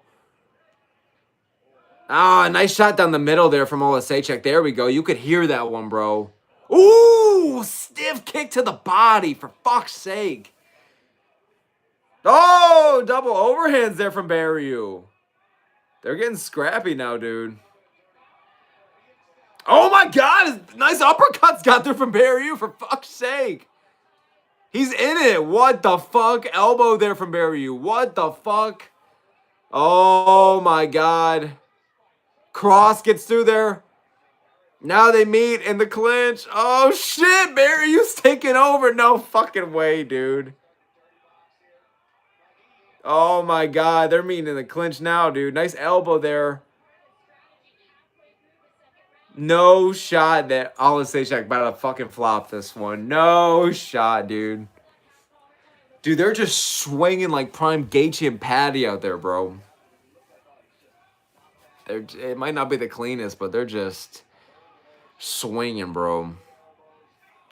Man, Barryu is kind of piecing him up, bro.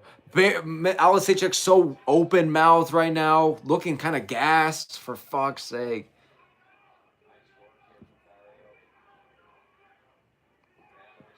Shot to the body misses there.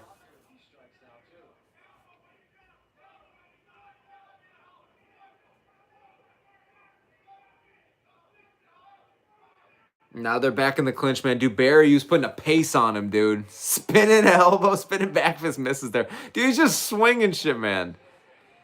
It's so crazy because it's so slow. Like, he should be one step behind, but he's fucking teeing off on Olasejek. Oh, my God. He's actually blooding him up now. Oh, my God, bro. Dude, this is a way better pace, I should say, than the first round, too. They're actually getting after it now, but... What is the cardio of Olasejek, bro? He's got nothing in this round. If he tanks this fight, I swear to God, bro. Olasejek cannot be the guy that ruins our pick ratio, boys. Come on, man. We are all about to go 2-1 right now, bro, on the main card. Man, super open mouth right now from Olasejek, dude. Like a fish out of water. And he's busted up, blood coming out the nose. Now, I believe you already know that's making it fucking worse. Man, that 2 is money right now for Barryu, bro. He's marching him down. This is the craziest fucking turn of events, bro. Are you serious, bro? That's it, round 2. It's a fight, bro. It's 1-1. Olasejek immediately looks at the timer. Come on, man. If he flops this, I told y'all he should not have been a minus 550. Why was he that big of a favorite? I still have no regrets picking him. He could still win, but it's not looking as strong anymore, bro. Like, Mikel is known for the round 1 KOs, and now it's round 3, and he just got beat the shit out of in round 2. Dino Leva says, damn, he's getting walked down. He is getting walked down, my boy. He is getting walked down, my boy. He looks gashed, bro. I feel like if this is how Oliveira looks against Bautista later, I'm gonna hate my life, bro. No way that I go 0-3 on main events in the Big O 2026, bro. Oh, no, come on, bro.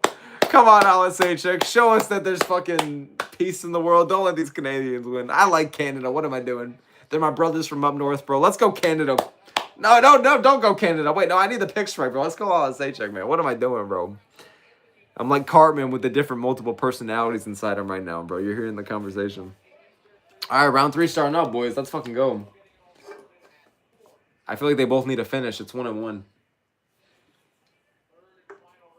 451, 450, 449, 448, and thank you to everyone who's tuning in the chat. Appreciate y'all for being here. Oh, Stitcher trying to blitz in now. Oh, shit, dude. Barry, you landed with that left hand, bro. Dude, if this is a Barry, you win. This is one of the biggest upsets of the year already, bro. I mean, come on. They're going at a pretty hefty pace, man. I can't believe this is 1-1 right now. You have to favor Barry Yu in this kind of environment. Like, Alisejczyk is known for slowing down already. And Barry Yu has been in some wars, bro. Split decision with Chris Curtis. Competitive fight with Shara the Bullet, bro. Like, fuck. What a dog fight that's being set up for Barry Yu here, man. But Alisejczyk is not looking good. Slowing down so heavily, bro. Hands low, guard low. Taking a bunch of shots. Taking deep breaths. For fuck's sake, man.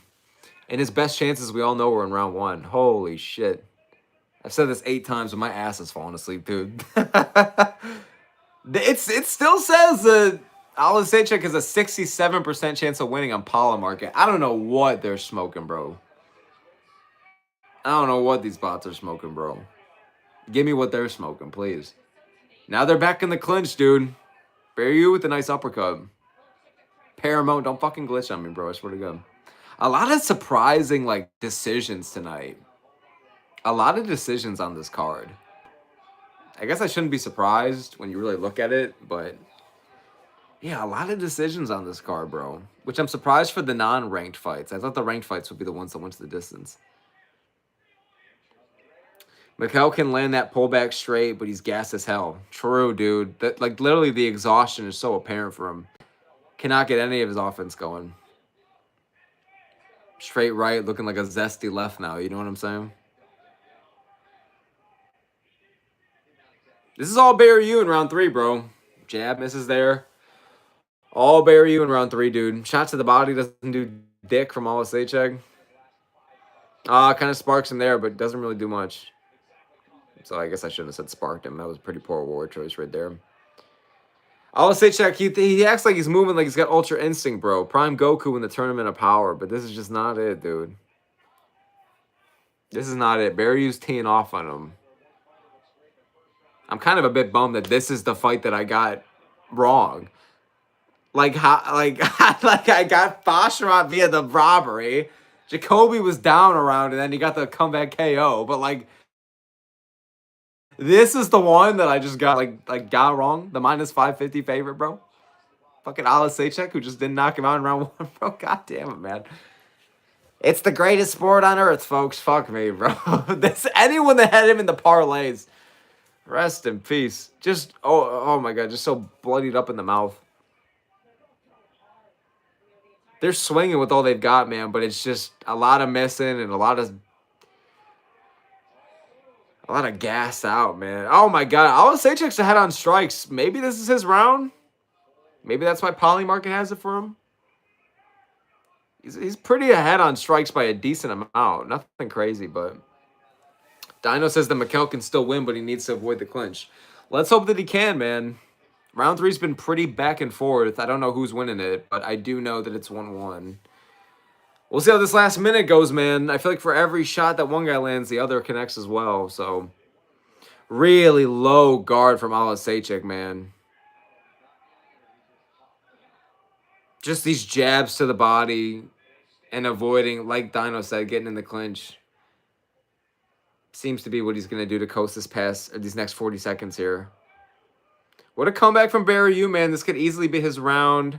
I really don't know who to give round 3 to. I feel like I've been pretty decisive with my scoring tonight. Who the fuck is winning round 3?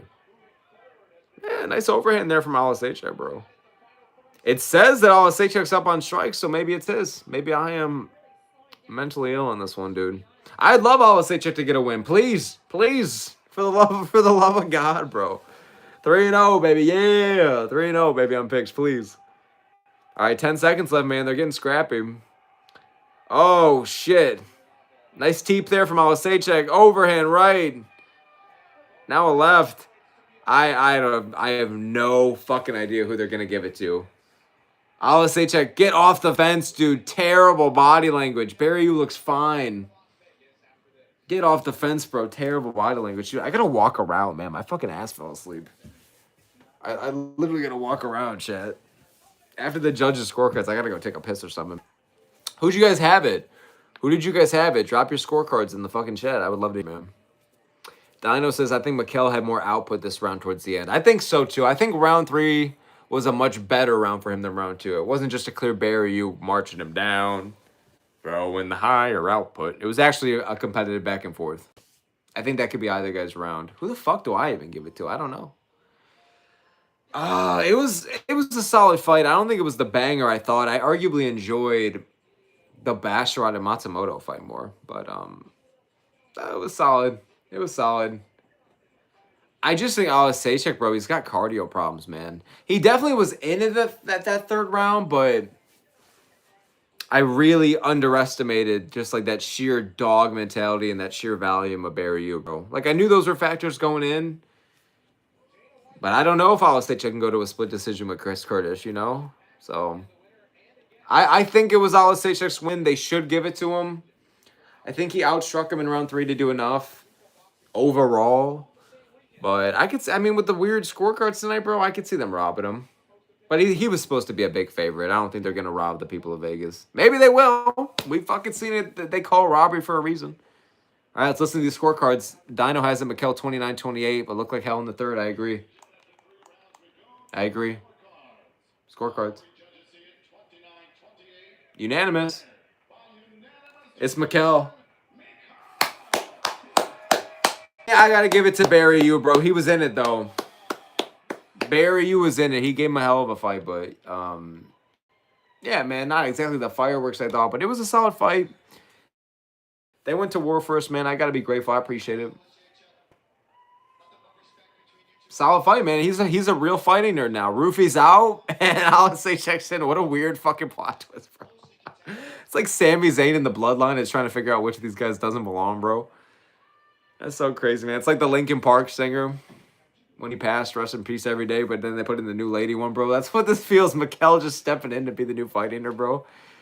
Yeah, man. I mean, good win. Close fight. Entertaining to watch. I thought in my mind it was going to be more of a barn burner, but I think I just set the bar too high. Because it was still a solid scrap. It was a good win by Mikel. I'm 3-0 on picks. God fucking bless. And Whiplash got me a bet on the main or on the prelims. God bless that crafty submission. Yeah, $10 bets, bro. Paying for my laundry for the week. There we go. But no, that was a good one from Mikel, man. 3-fight win streak. It's arguably good for him in a way. He didn't have to rely on just a round 1 KO. Like, it's nice to know that he can go the distance for a guy that only wins via round 1 KO. So it's nice to know he's developing cardio, but it was really dangerous waters, bro. Round 3 was way too close and competitive. Barry Yu was kind of bringing it to him, and he won the second. So it was a close fight. Like, I genuinely thought they could have given that a split decision, but it is what it is. It is what it is. We're looking good on picks, boys. We did not get robbed of our parlays. We just won as a minus 550, and we are a fighting nerd, bro.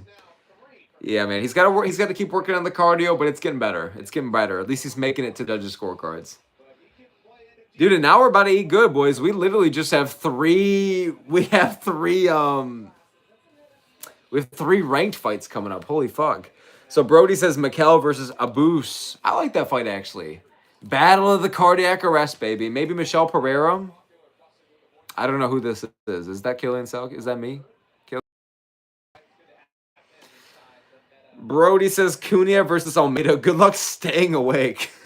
It might not be that bad. I think that whenever Almeida kind of has like these stengas, like he comes back pretty aggressive the next one. So Brody says Miguel sold Michael on 299. I forgot about that completely.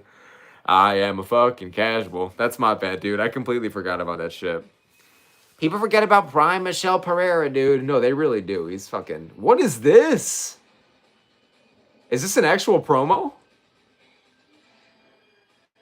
Whoa, what is this? They got some Shark Week up in here, bro. This is my inner American. Okay, I love when they do a bit of promo. Thank you. Thank you, bro. No need of drama out here. Dude, this is going to be a crazy main event. We got Strickland and Fluffy because I got Strickland, bro.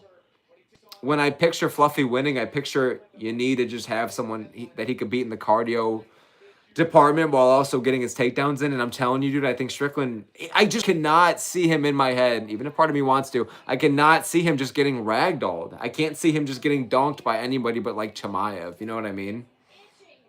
And I can't see him slowing down. I don't think Strickland's the type to, I don't think Strickland's the type to fucking slow down. Just State MMA saying, yo, what's up? Thanks for joining the chat, brother. Appreciate you for tuning in, man. Appreciate you for joining, brother. Hope you're having a good time watching the fights. But no, I'm excited for this Houston card, bro. Prelims are looking good. I might miss them, but I don't even give a fuck because the main card is looking great. I'm excited to watch it, and main event's amazing. That's all I give a fuck about. So, yeah, I'm excited for Houston, bro. It should be a good card, man. Brody said, and yeah, I'm going with Sean. I'm going with Sean. You know, here's the fucking thing, you guys. And maybe that's my lack of chromosomes. Maybe I'm making a dumbass pick, but I'm going to stand my base, bro. I've been saying it for a while now. And I really, really like Fluffy. Like, this was the fight I wanted for Fluffy. But, like, I don't know, bro. I cannot see him just drowning Strickland. Who drowned Strickland? You know what I mean? I get that the fucking... Oh, here's the main card. Okay, Jacoby Smith versus TBD. TBD? What the... Oh. Yo, that Suck on Ko fight was really good. I was going to go with Ko. That was going to be my crafty other underdog. Damn, I can't do that no more. 4 ranked fights is great, though. Neo versus Medic. Ige versus Costa. Spivak and D'Elia. Recent Pereira's a good fight, dude. And then Jacoby Smith, like, that's a great fight night. Yeah, yeah. Actual good matchmaking. Yeah. It's a shocker, man, but it actually happens, boys. It actually happens. What can I say? Brody says non-illegal Fluffy over dumbass Sean. True. What do you mean non-illegal Fluffy? Wait, what? I'm like agreeing with you, but what do you mean, dog? Who does that? Says Joe Rogan from Brody. There you go, dog. I appreciate you. You know what's funny about everyone doing the Joe Rogan impressions is that like, sometimes it hits me like we all do the same voice for Rogan. It sounds nothing like him at all. Like at all. We all do like this high-pitched voice guy. But he's one of the most testosteroned up people on planet Earth. He's literally built like a baby gorilla outside his exhibit. But we all go like, people forget, man. Like, why? Why? Like, it just hits me sometimes. So weird, bro. All right, I gotta go take a piss, chat, and I also gotta wake up my legs. My ass literally fell asleep. I'm gonna turn down this a bit so I don't. Brody says we cooking. You goddamn right, bro. We gotta do more. Yeah, they're gonna play this Almeida promo. I gotta go wake up my legs for a minute or two, boys. I'll be right back. I'll be right fucking back. You like the black fit though? No. Yeah, there we go. Oh my god.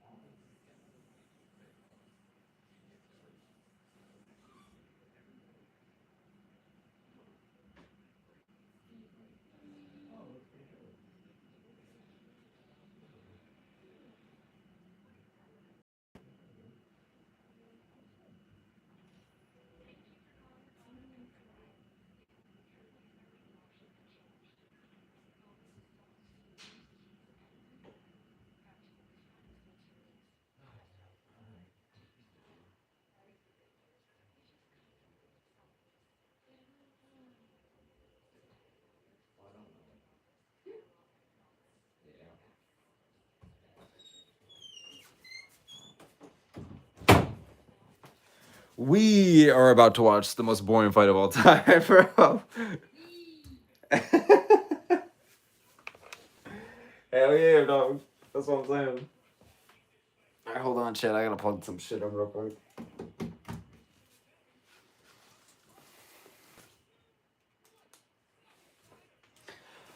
Alright, we are gonna try everything in our power to stay awake here.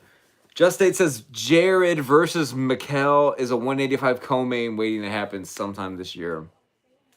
That would actually... You mean Jared Cannonier versus Mikel Holasechek? I'm down for that shit.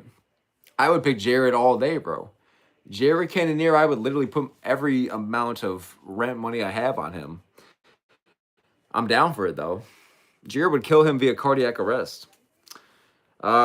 We cooking ice joke. I don't understand that, sir. I do not understand the ice joke there, bro. What the fuck?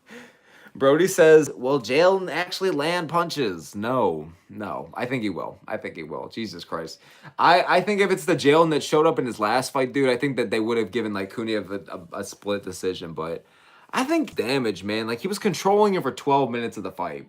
If he went back to the fucking drawing board after that and said, okay, I need to do that again, and just not, like, you just gotta take just a little bit more risks, a couple more risks, throw a few more shots, and he could have won the Volkov fight. He could have made the Lewis fight more entertaining. Like, really could make people just not hate him by just throwing just a couple more shots around. I can't even say more because, like, anything is more than 0, and it's at 0, so... We'll see where he goes, man. He's only a minus 160. He opened as a minus 500, so yeah, man, it's crazy work here. We'll see, man. We'll see, because there's a lot of crafty craftsmen picking Kuniev to win this one, and I'm really tempted to go with him. Like, this is my least confident pick on the main card, and ironically, it's Jalen fucking Almeida, you know. Jacoby Smith versus Yaroslav Amasev. Book it. You're in the UFC. Can't wait to see who they give him, though. Yeah, I would be... Oh, fuck. Isn't that the guy that just submitted Neil Magny in the first round, right? Like 29-1 record. Super hyped up prospect from Bellator. Not prospect. He's not a prospect, but super hyped up guy from Bellator. Holy fuck. I mean, I'm down for it if they want to do that short notice. Am I thinking of the right guy, or do I have my daggies mixed up? I literally might have my daggies mixed up. I feel retarded. I know they're both at fucking welterweight that much. I'm pretty sure it's the same thing. Yeah, I really liked the Seokhyun Ko opponent. I thought it was a really appropriate, like, level of competition. I thought it was a really 50-50 fight, too. I'm actually kind of pressed about that. I like that they're keeping him on the card. I like Jacoby Smith. Just State says I got the right guy. Okay, good. All right, okay. I've only seen, literally, I'm not even going to fake knowledge. I've only seen a couple of his fights because I really only watched the UFC. I saw his debut, obviously, but, like, you know what I'm saying. All right, they're about to start this actual Almeida and Cunha fight, bro. I feel like my blood sugar is going up just by watching these fat asses, bro. I'm sorry, bro. I'm sorry, bro. I can't even say that. Almeida's ripped as fuck, dude. And him doing the cross-country shorts is not helping, dude. His quads could literally kill me. All right, 456, 455. Immediately going for a takedown, but Kuniev doing a good job defending, but now Almeida immediately pressures him against the fence. We might be looking at like a heavyweight Gamrot versus Klein. Just doing what you got to do to get a win kind of thing. Dino Lover says, I think that Jalen can sub him. I agree. I think Jones going to win via finish. I think a sub. His ground and pound is practically non-existent, so... And that was a mistake I made in my predictions video. I feel like a retard. I was confusing it for something else I was trying to say, but I was like, God, when I rewatched, I was like, God damn it. But yeah, I think Almeida can sub him. He's good at taking the back for a heavyweight, bro. He's athletic for a heavyweight. I mean, right now they're meeting in the clinch, and this is the kind of fight that everyone was dreading. Kuniev trying to reverse positions here, knee to the body. Unsuccessful with it, though. Almeida trying to really drag him down now. Just, what are we watching here, bro? Almeida, man, I thought he was going to kind of learn his lesson a little bit, but it seems like this is the same thing, dude. Anybody that has a chat, I'll read it as soon as we're in breaks for rounds here. Maybe I should just read them now. There ain't dick happening, bro. We're meeting in the clinch in the center of the cage, baby. Yeah! Woo-hoo-hoo! Let's go, man. Nice elbow there from Cuneo. Hey, bro, I don't even mind the clinch, man. But, like, Almeida, this is 90 seconds in, bro, and this is all we're doing, man. I really thought Almeida was going to get the fuck after. I thought he was going to be new and improved, man. Trying to make a statement after his last fight, but he wants no business on the feet, like, immediately from Cuneo, bro. You know, remember when Brock Lesnar versus Frank Mir was like the peak heavyweights? What are we doing? What are we doing, bro? I bet they were so excited to call Jalen Almeida to fight in the Apex, bro. When Ryan Spin pulled out, you already know that they got chills down their spine. They're like, yes, thank God, we could send Jalen Almeida. He's going to definitely eat this shit up for breakfast, bro. Oh, my God. You know they loved sending him here. There ain't dick happening so far, boys. I got to be honest. They have been in the clinch for 2 minutes. It has been 2 minutes, bro. Almeida has been staring at the clock. We're 2:30. Yeah, they're breaking him up. Thank God. Kuniev, oh God, Kuniev's gonna slime him out, dude. Like, Almeida, what are we doing here, bro? He immediately was just stinking it up. Overhand left just completely misses. Fails a takedown. And now they're back in the clinch. For fuck's sake, bro. Oh my God. I don't even know if Kuniev's landed a punch. So I don't even know if they can. Ratio, he's such a good, well-rounded athlete. Is he just so not confident in the chin? I don't know, man. He's got to let shit go like he's Gohan Super Saiyan 2, man. He's got to swing a bit more, man. Like, I've seen him knock out motherfuckers. I've seen him hang in the pocket. It gets worrisome for him sometimes, but shit, bro.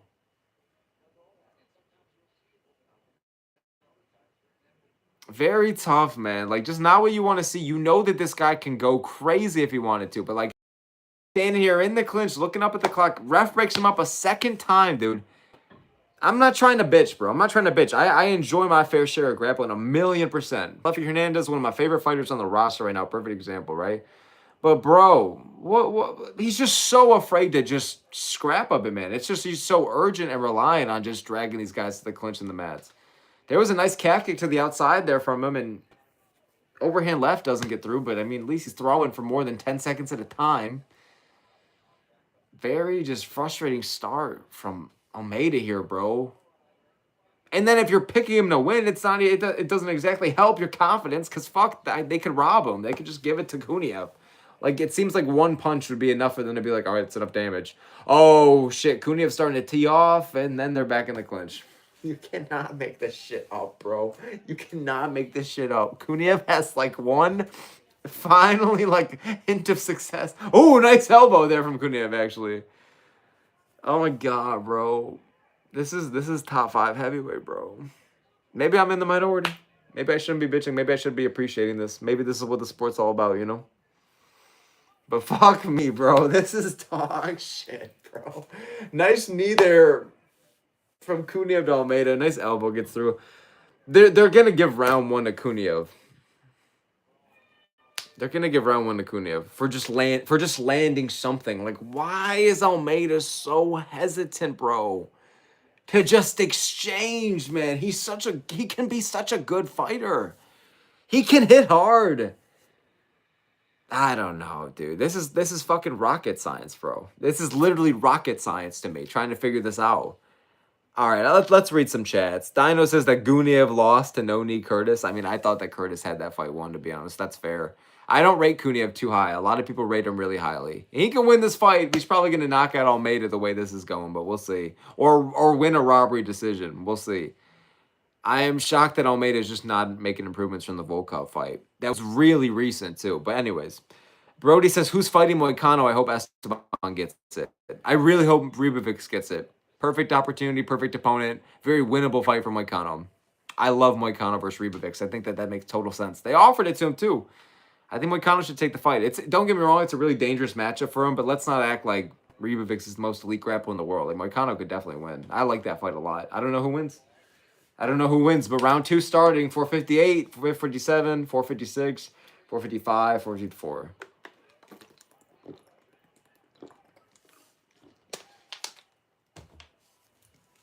See, there you go. Almeida blitzing in a bit. Now he's swinging. Man, Kuniev almost caught him with that nice counter shot, though, but... Okay, now Almeida pressuring forward. This is what I'm talking about. Dino Leva says these guys suck. I don't blame you, bro. Dino Leva, I do not blame you. But here we go, Almeida. Overhand misses there, but man, there we go. Now he's getting scrappy. This is what I'm talking about. Like, Almeida can swing, man.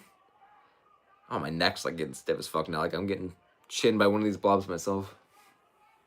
I need like one of those Dragon Ball Z level neck cracks, bro. Nice teep kick from Almeida there. This is what I'm saying. Not a takedown yet to be thrown. And look at that. A minute just went by. Look at him pressuring forward. Good head movement. Nice overhands that aren't really landing, but at least he's fucking throwing them. I can't complain for shit. I'm happy that he's just exchanging. Now Kuniev's pressuring forward, but like, here we go. They're scrapping now.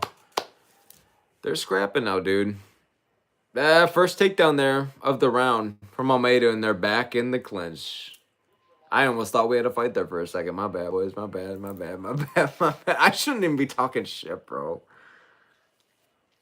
They would kill me. And I technically really, really respect them as athletes. But this fight is shit, bro. Kuniev, if I ever saw him, I'd shake his hand. Almeida, I'd shake his hand. But holy fuck, this fight is shit. They're back in the clinch once again. Nice uppercut partially gets through there from Kuniev, but fuck, man.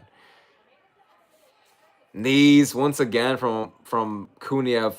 Like, the ref really is eyeing them down. Like, he's about to pull them apart again. I mean, come on, boys. Almeida's just so okay with just coasting out. I don't understand, bro. What a drag to watch. Like, literally. And then Almeida, what are you doing to like Mogum? You could easily just reverse out of this. You could change position. You could fucking make someone out of this. He's just going like, oh, I don't know what's happening. I don't know what's happening. Bro, you're the one stinking it up, my boy. Besides me, bro, what was that? I swear to God, man, I'm trying to hold on to liking Almeida. Why do I even care about defending him, man? Everybody and their mother hates him, but like, I know it doesn't have to be this way, man. It doesn't have to be this awful, but he chooses to make it this way. He just took a bunch of shots right there, but landed a couple in his own right. I should probably lock it and actually start. I should really watch this. Now they're back in the middle of the cage here, man. Nice front kick, though, from Almeida. See, he's such a fast-ribbed athletic heavyweight, man. Utilize that shit. Kuniev is blobbing around with his jiggles like he's a Tafa brother. Come on, man. Double jab gets through there.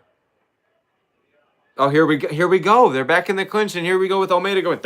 He's gonna make the fucking faces at him, bro. You know when Cartman was trying to fake it into the Special Olympics, that episode? That's what Almeida's looking like right now. Whoa! Hold on now. Don't get too excited. Almeida just got out of the clinch. They're back in the middle. Don't get too fucking jazzed up. Jesus, man. 1 minute left of the round, dude. This is the longest round I've ever seen in my life. Nice left hand. Got through there for Kuniev. Oh my God, dude. This is actually like such an annoying fight to watch, bro. I'm not even trying to fake bullshit, y'all. They're back in the clinch once again. This is probably Kuniev's round, just based off of giving more of a fuck. Just he's doing something. But what though? But what though? But what though, dude? And what is up with Almeida just sliming on him, dude? Close the mouth, dog. I'm surprised that the ref didn't split him up this round, bro. This is pretty wild, man. I wonder, like, other people that are reacting to this fight, what they're saying. These are record-breaking numbers here. Jalen Almeida with 5 strikes in the first round and 9 in round 2, and holy fuck, bro. It's crazy how Holloway throws this much within, like, 3 minutes as these two have already thrown this entire 10. It's kind of insane. All right, that was Kuniev's round, probably. I don't even know, bro. I don't even know. The crowd's booing him, bro. Brody says comparing this to Matsumoto versus Farid is hilarious. That was a much more entertaining fight. That is fucking insane. Infinitely a better fight to watch, bro. Like, this is crazy. Kuniev's gassed, by the way. He literally do like a fat kid at their first day of cross-country practice, bro. How are you gassed? They've been in the clinch the entire fight. Brody says this is why nobody wanted Jalen versus Tom. About a year ago, I said I wanted that fight, so I'm very sorry. I'm very, very sorry. Chain me up like I'm Griffith himself, dude. Just State says that fuck it, Gable, Stevenson, Jalen is a tough ass for your first UFC fight, but Jalen has shown he's not marketable. This ain't helping, bro. He's shooting himself in the foot. Just State, man. He's shooting himself in the foot. Brody says that Jalen has Michael Bisping IQ. I think Michael Bisping has 8 times the IQ, bro. We can probably see 8 times as better, too, bro. I don't know what Almeida's seeing right now, dude. Here we go with round 3, dude. I mean, Jalen Almeida just reeks of PFL vibes. Brody just said it, bro. He just reeks of it. They're hugging. They're hugging right now. They're hugging. What fight of the war? What war of the year am I missing right now, bro? They're hugging. Like it's Patty versus Gaethje. And they're back in the clinch already. I'm so I can't believe this dude.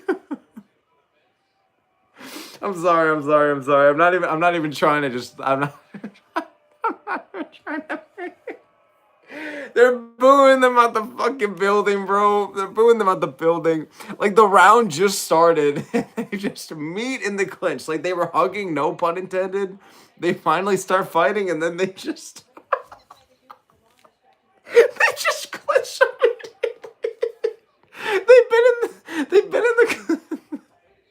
They've been in the clinch for like this entire round already, bro. I'm sorry. Oh my god, I'm sorry. I just like at first I was so mad watching this fight, but how can I take it seriously? This is the worst fight of the year, bro. This is the worst fight of the year. It's almost like when you go into a bad movie and then you walk out and you're like, God damn, that was shit. But at least I got to see it. At least it was an experience. It was a terrible movie. All right, here they go. They're back in the middle of the cage. 330, 329, 328. Here they go, man. Now they're throwing a bit. Something, dude.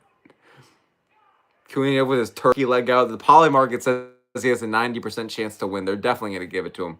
And that's the thing, dude. If you're Almeida, you know you just lost a decision that clearly, let's be honest, should have been his in his last fight. And he's doing the same things again. I don't understand, bro. I don't understand. Very poor fight IQ, very poor judgments. Like, if I'm Almeida right now, I'm showing urgency to get this guy to the ground, to start teeing off on the feet, like anything, bro. Knees to the body, mix in some elbows. Something, bro. And if you're in the clinch, then just do something with it, you know? But that's like the most significant shot he just landed right there. But it's just so little, so late, man. So low output, just so okay with coasting in the clinch. He's going to lose this fight. And then Kuniev's going to be in the top 6 now. And on his record, it's just going to be like 2 close decisions to like very elite guys for heavyweight. But fuck, man, I like Blades a lot. But like, this is not aging well for him, bro. This is a shit fight right now. I cannot believe how much of this has been stunk up in the clinch. I really believed in Almeida, bro. Believed in him like Bo Dallas, prime Bo Dallas. I believed in him, and he just like to go out here and like make the improvements and have an entertaining fight to make a statement, but like I can't believe how bad this fight is, bro. To anybody who's at work right now, hey man, I'm not jealous of you, bro. Fuck the system, but trust me, you're not missing much right now. If you're worried, God, I wish I didn't have this shift today, man. I really wanted to see Jalen Almeida get in there. Don't worry, bro. Do not worry. You are not missing anything. I guarantee you. And man, nice shot there from Almeida, but like, just what's the point at this point, bro? Let's just stop the fight early. Let's have this be the first time ever they just call it off with 12 seconds to go. Listen to the boos. Here you go, boys. Here you go. Yeah, there's a little Apex boost for you. There's a little Apex boost for you. Shit, man. Did I mention that they're in the clinch once again, dude? Brody says, love Bo Dallas. You know ball, brother. You know ball. But holy shit. Like, nice elbow there from Kuniev. What are we doing, though? And Kuniev, this is on him, too. Kuniev's the one that's been really engaging him in the clinch for rounds 2 and 3, but Almeida is doing nothing. He's not throwing anything, not trying to reverse positions. Again, that face he was making in round 2, I don't know what's going on. Like, he's a crunched up Muppet, bro. What was that, dude? What was that? The ref separating them again.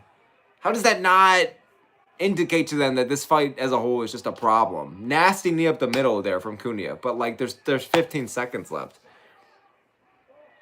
Wow, now they're swinging, dude. They're pointing to the ground. Are you actually?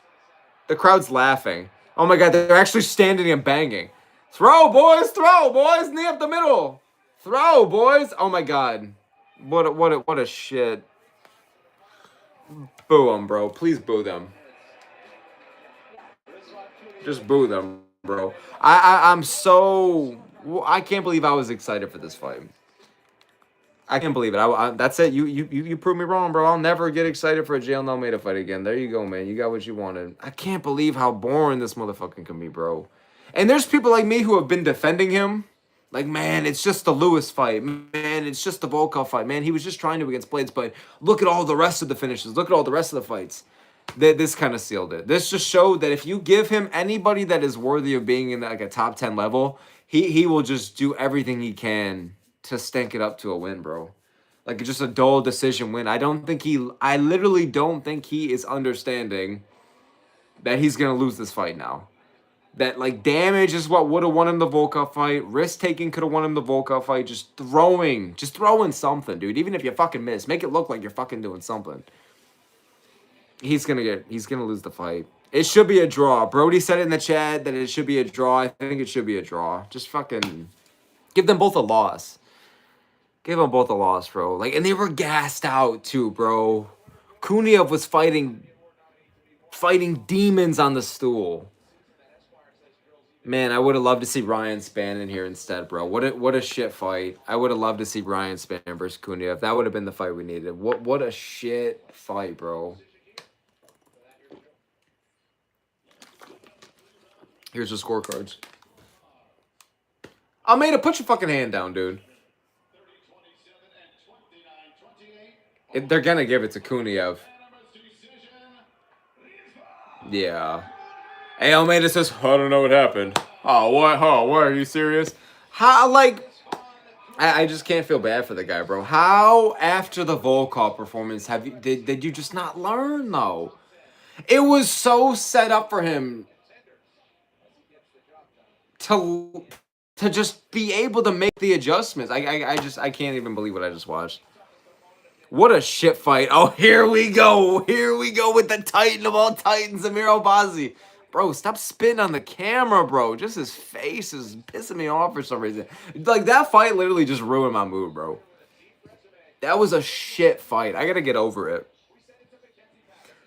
Like, you know when Shevchenko just stinks up your co-main, something like that? It's just one of those feelings. Brody says, just saw a comment on a YouTube title that Amanda Nunes beats Umar Nurmagomedov. Why can't I just see Nunes flatlining him? Hey, brother, please leave me alone. And then Nunes is like, you're gonna take that motherfucker. I could just see that shit clear as day, bro. Brody says it should have been a draw, dude. I think it should have been a loss for both guys, bro. Jesus Christ. I mean, 30-27 they were giving him. It's more of just a fuck you to Almeida at that point. I don't even blame him, bro. I don't know. What a shit fight. Thank God we only pay $8 a month, bro. They were putting this motherfucker on pay-per-view. On pay-per-view. You had to pay $80 to see that. Crazy, man. Brody says I just got up to double flip the TV off. All right, man. It seems a bit unnecessary, bro.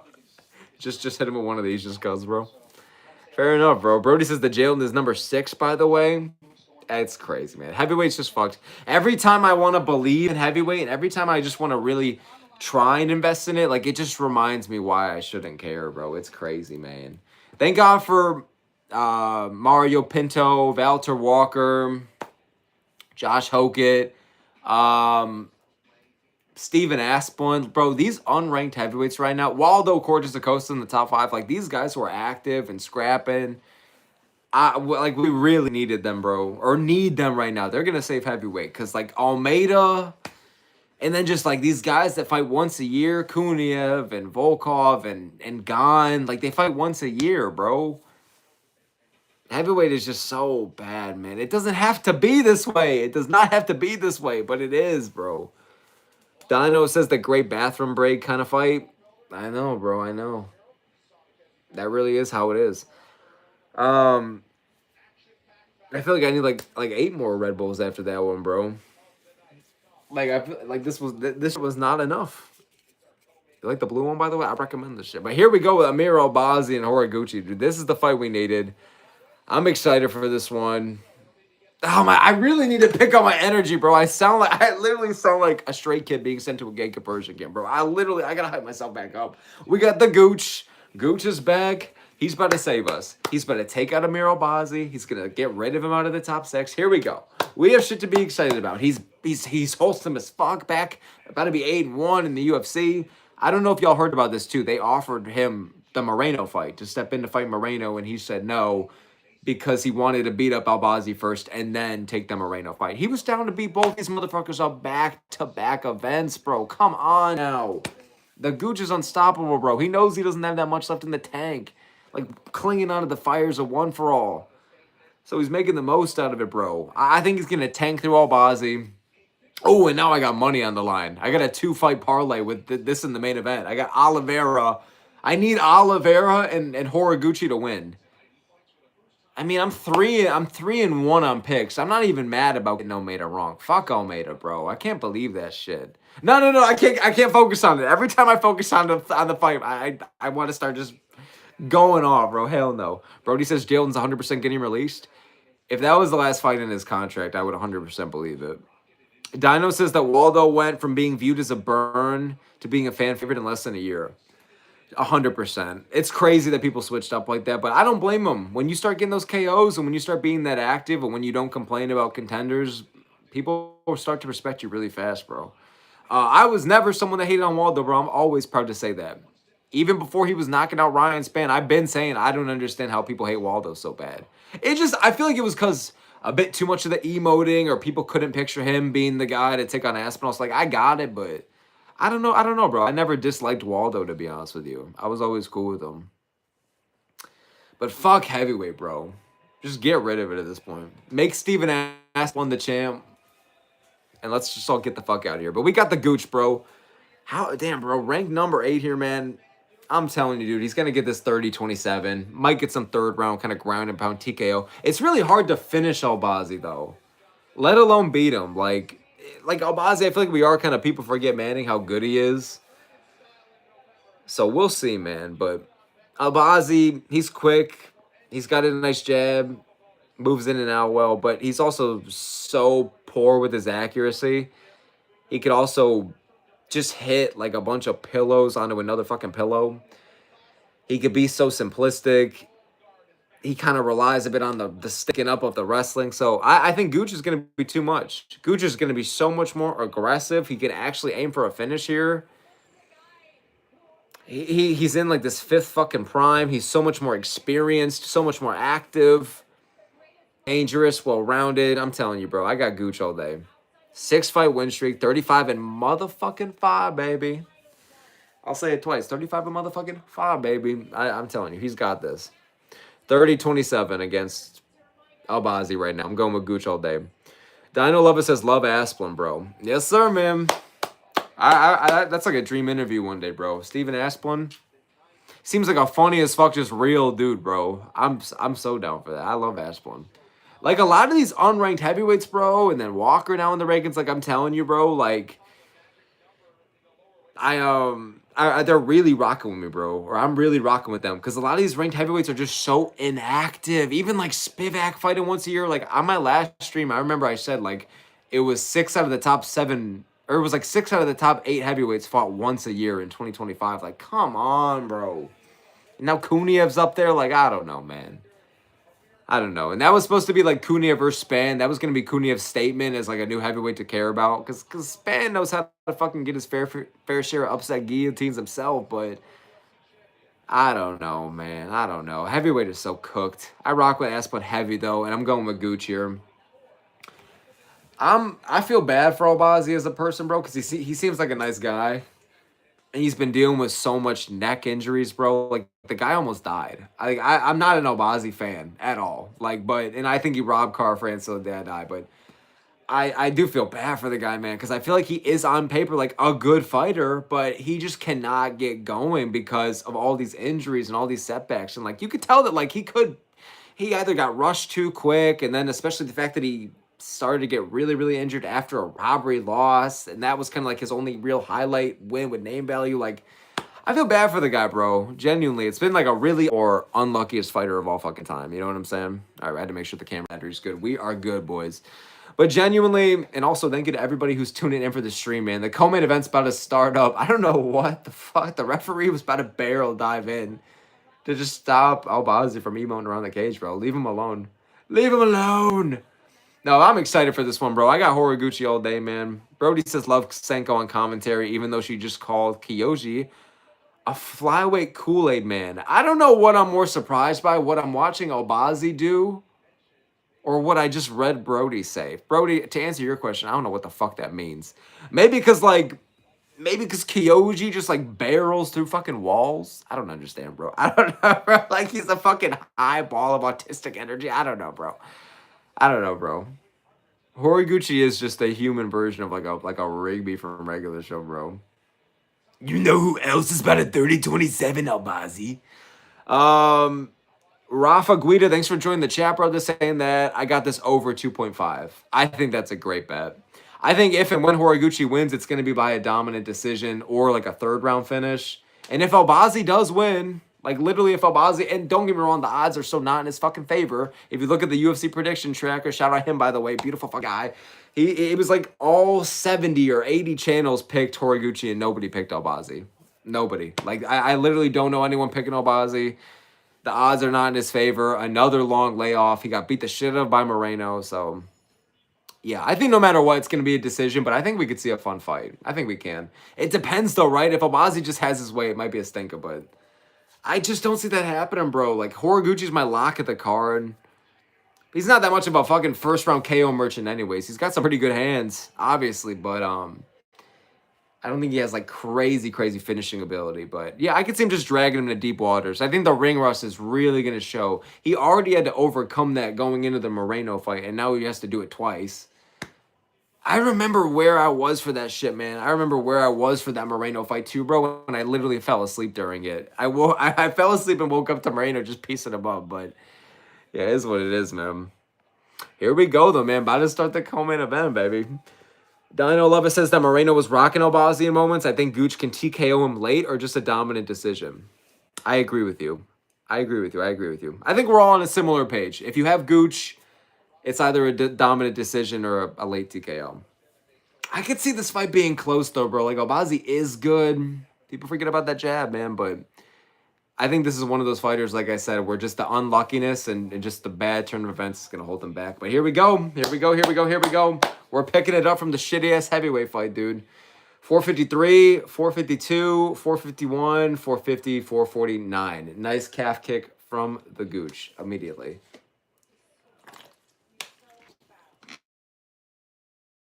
These guys look infinitely fucking faster than Almeida and Cunha, bro. It is actually insane. I've said this already tonight. I'll say this every time it happens. I'm so sorry, like I'm that white uncle that talks too much at a cookout. But it is insane to me watching the heavyweights fight and then watching like the flyweights fight right after. Like the speed differential just blows my mind, dude. I'm literally Joe Rogan right now.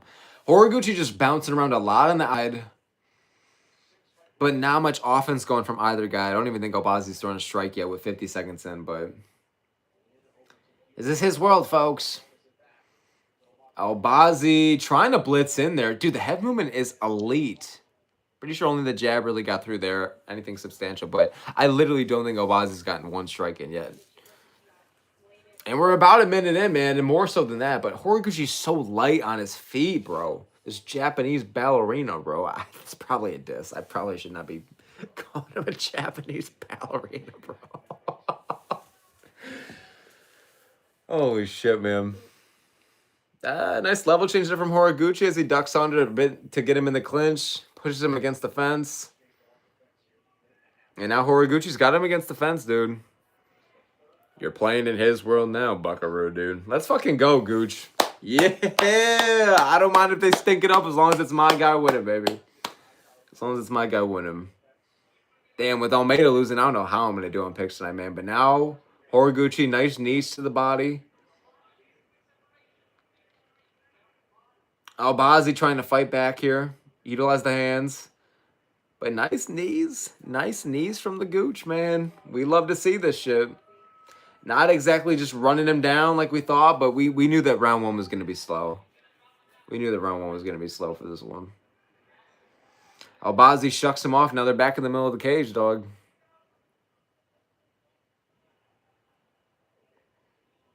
Little flying knee there from Horiguchi. I see you, dog. Oh, nice knee there. Does not get through from Gooch, but I literally... Oh, shit. Horiguchi kind of just rocked him there. Oh, I heard that calf kick, dude. That was stiff. Now, I think Albazi just got a big shot through there. I kind of forget that Albazi technically does have that kind of like KO ability in his back pocket, bro. It's doable for him, man. Dude, Horiguchi is so unorthodox, man, with his movements. Just really bouncing around, having it hard for Albazi to get his offense going. He's having a hard time closing the distance, hard time actually landing shots. Pretty boring fight, if I gotta be real. We're 3 or 4 minutes in, but it's I'm just happy to see Horiguchi winning, man. But both guys just not really throwing too much. Especially Albazi, man. But again, that's what happens when, again, you take so much time off. And then this first round especially, man, like it's got to be the hardest round imaginable. Oh, Albazi just rocked him as I'm talking shit. Oh, my God. Albazi just sits him on his ass as I'm talking shit about ring rust. Jesus Christ. Horiguchi maintaining composure. I swear to fucking God. No way, Gooch. Come on, man. We need you to get this second title run. Oh, no. Dude, oh, nice knee. Almost fucking kills him there. From Albazi. Now Albazi pressuring him against the fence, trying to get this takedown here. Trying to go for the inside. Dude, holy shit. If Albazi just takes this over, did that just win him the round? Was it a slip? Did he actually sit him on his ass? I'm pretty sure I saw that right, dude. Maybe I'm tripping, but obviously Horiguchi didn't like it. As soon as that happened, the momentum definitely changed towards Albazi's way. And now they're back, though, in the middle of the cage, dude. Holy shit, man. Albazi is in this. This might be a people forget man performance, bro. Wow, nice combination there. And kick to the body, finishes it off for Horiguchi. He's back to composure now. He's back to normal. Nice switch kick there from Horiguchi. Dude, you know the Apex is quiet when you hear every step these guys are taking in there. Okay, I don't know who to score round 1 to. I would love to hear who y'all did. But the bet of going over 2.5 is looking safer and safer, man. But holy fuck, Albazi rocked him. Dude, it was so crazy. I was just talking about how, I'm like, oh, Albazi, remember how he used to have a knockout back in the day, but now, oh, the ring rust. And then he gets the fucking what I think is a knockdown. Holy shit, man. Yeah, I don't know how to score that one. I'm going to keep my mouth shut. Because Albazi landed the best shot of the fight, but I think Horiguchi was winning pretty much everything besides that like 30 to 60 second portion. But also, it was a pretty slow round. Like, both guys weren't really doing too much. You know what I'm saying? Oh, here, hold on. With my fluent Japanese, let me just listen to Horiguchi's corner advice. Yeah, okay. All right, no, we're good. We're good. I totally know what's going on. He's fucked. He's fucked, dude. Nobody can take the hands of steel from Albazi, bro. All right, here we go. Let's go Horiguchi, though, man. I was calling this guy a lock. I want to see the second title run. And Albazi's face is kind of annoying, so I want to see this, bro. I want to see this. Let's go Horiguchi. Round 2 starting up. 458, 457, 456, 455, 454. Horiguchi immediately blitzing in. Goes for the calf kick, but Albazi catches it. Oh, my God. And now he's throwing heat. Holy shit, bro. This could be Albazi's fight. Now gets him into the clinch. Pushes him against the fence. Holy fuck, man. And Horiguchi, like, you could tell in his face, man, he's not looking too happy. Like, this is definitely not the pace of the fight that he was expecting. Dino says that Gooch needs to get loose. I agree, bro. I agree, man. The verdict says that the verdict app has it 1-0 to Horiguchi. I hope so. I hope so. And then Korean John, that guy says that. Shout out to him. Rafa says RIP Gooch. I mean, a lot of people have it 10-9 Horiguchi. I thought there was going to be way more of an argument for Albazi to win the round. I thought he had him on some rocky waters there for a second. But okay. I'm glad that we all got Gooch round 1. I love to see that. Let's go. Because he's not looking great in round 2, but nice right hand gets through there. Albazi kind of looking just visibly red and bust on the face. Nice right hand got through down the middle for Horiguchi. Left hand as well. That's what I'm talking about. Kick to the body. Yeah. That's what I'm talking about from Gucci, man.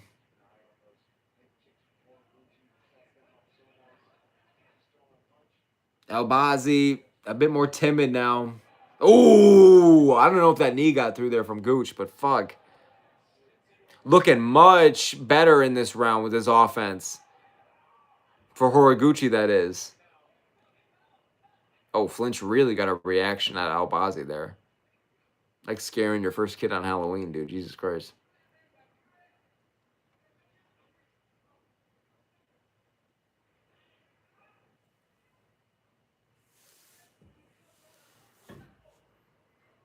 $250, $249, $248 left in the round. Dude, Horiguchi's so light on his feet, dog. It really is crazy. Rafa says, I'll swallow my words. I think the over 2.5, you got this, bro. But I think RIP Gooch. I think the Gooch, yeah, the Gooch is alive and well. You could say that again, brother. You could say that again. Poly market, I don't know how accurate this poly market shit is, bro. I feel like every time, I feel like it's been wrong consistently. Am I wrong about that? I don't know. Nice front kick there from Horiguchi, followed by a nice overhand left. Good shit from the Goochster. Goofy Goochster. Let's fucking go, dude. Overhand right kind of gets through. Left hand. Albazi's Horiguchi is so fucking fast, dude. Nice straight left. Ooh, overhand left get through, baby. Let's go, Gooch, man. Nice jab.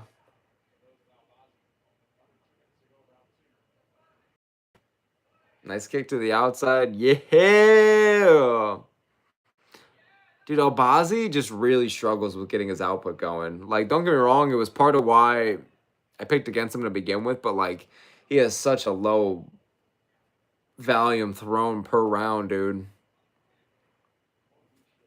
Like, against a higher level of comp, man, a lot of the time, like, he really cannot get his offense going. Like, Gooch is just too well-rounded, bro. He just meets him in the fire for every single regard. Dino says that Gooch is landing nice this round. True. It is. It is. Or he is. Oh, my fucking God. He is. He is. How many times have I been called? Oh, my God. All right, they're in the clinch right now. Albazi looking to go for the inside trip here. Trying to take him down.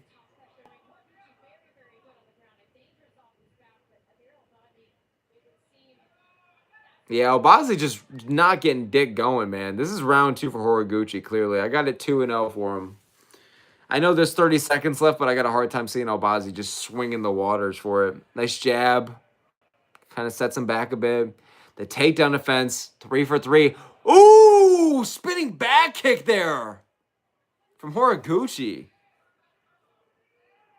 Oh my God, like Albazi's swinging like a drunk man now, bro. Just missing. Yes, sir. A bit of shots after the buzzer, whatever the fuck. I don't care. Horiguchi could land. Horiguchi could slam him with a steel chair after the round went in, and I wouldn't give a fuck, bro. Rafa says, who would be next for Horiguchi? Probably Tetsuro Taira. Let's do like Japan main event or something. Because they're gonna do, I feel like Vam versus Cop, and then you have like Pantoja next in line after that. So like, I don't see a world where Taira is getting that title shot unless it's in Japan like they want. So if Horiguchi wins this one, like it's looking like he will, I don't know if they're gonna want to do Japan versus Japan, but AMR, thanks so much for joining the chat, bro. Saying YouTube not giving me notice is wild. I appreciate you for tuning in, bro. I appreciate it, man. But yeah, no, that's what I would say is next for Horiguchi. Like he's gonna be ranked number 5 or 6. Taira's number like 3 or 4. Makes sense. Because you got to give him a big fight. You got to give him a really big fight. And I would lean towards Taira, to be honest. AMR says 8-4 on picks right now. Good shit. Good shit. That's really good. I'm 3-1, dude. About to be 4-1. Amir Albazi, who are you, Oramogan? Looking like Markham Invincible right now. Who are you, bro? Sit down, bro. Gooch about to beat the shit out of you. Round 3 just started. 452, 451, 450. Horiguchi just blitzing him.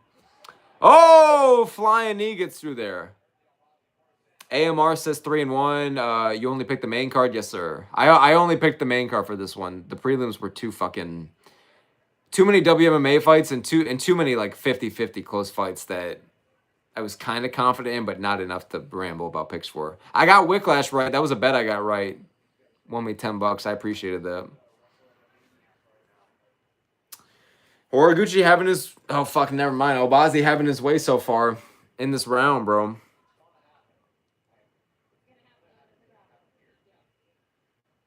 Trying to go for the takedown here. Rafa says this Apex has delivered. True. It's been pretty good. Pretty good. I thought it was actually going to be a bit more banger, but it's been good. For an Apex card, the matchmaking was good on this one. A lot of decisions, but the decisions for the most part have been good. For the most part. When they've been bad, they've been really fucking bad. But I'm looking at that Almeida fight, but you know what I mean. And this fight hasn't been anything crazy, but I'm all down for a Horiguchi wholesome win. Wild shot misses there from Albazi. Busted up in the face, just swinging wildly and missing while Horiguchi tees off, bro.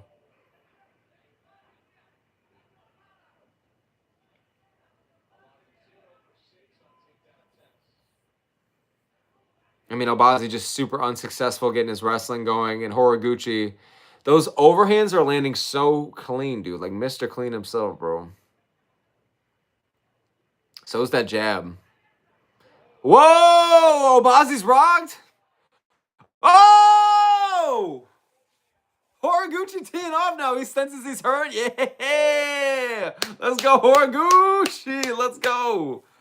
Now it's starting to tee off on him, bro. Nice 1-2, bro. Nice job of getting the offense going while being composed. Not forcing anything, but that spinning attack was wild. So what just happened? Was he tripping? Was he kind of hurt? It looked like he was hurt, dude. Looked like he was fucking rocked. But I missed the actual shot that did it. And now Albazi stinking it up in the goddamn clinch. Stinking it up in the clinch. That's all right, though, bro. That's it. Rafa, your bet just hit, bro. Saying, let's go. Over 2.5. Love to hear it. Everybody give it up to the boy. Let's go. That was a safe bet, bro. I would love to know what the actual odds were on that. If you got plus money on that, then that's amazing. Good shit. I think it should have been minus, but yeah. Albazi trying last-ditch efforts, bro, but I think this is too much.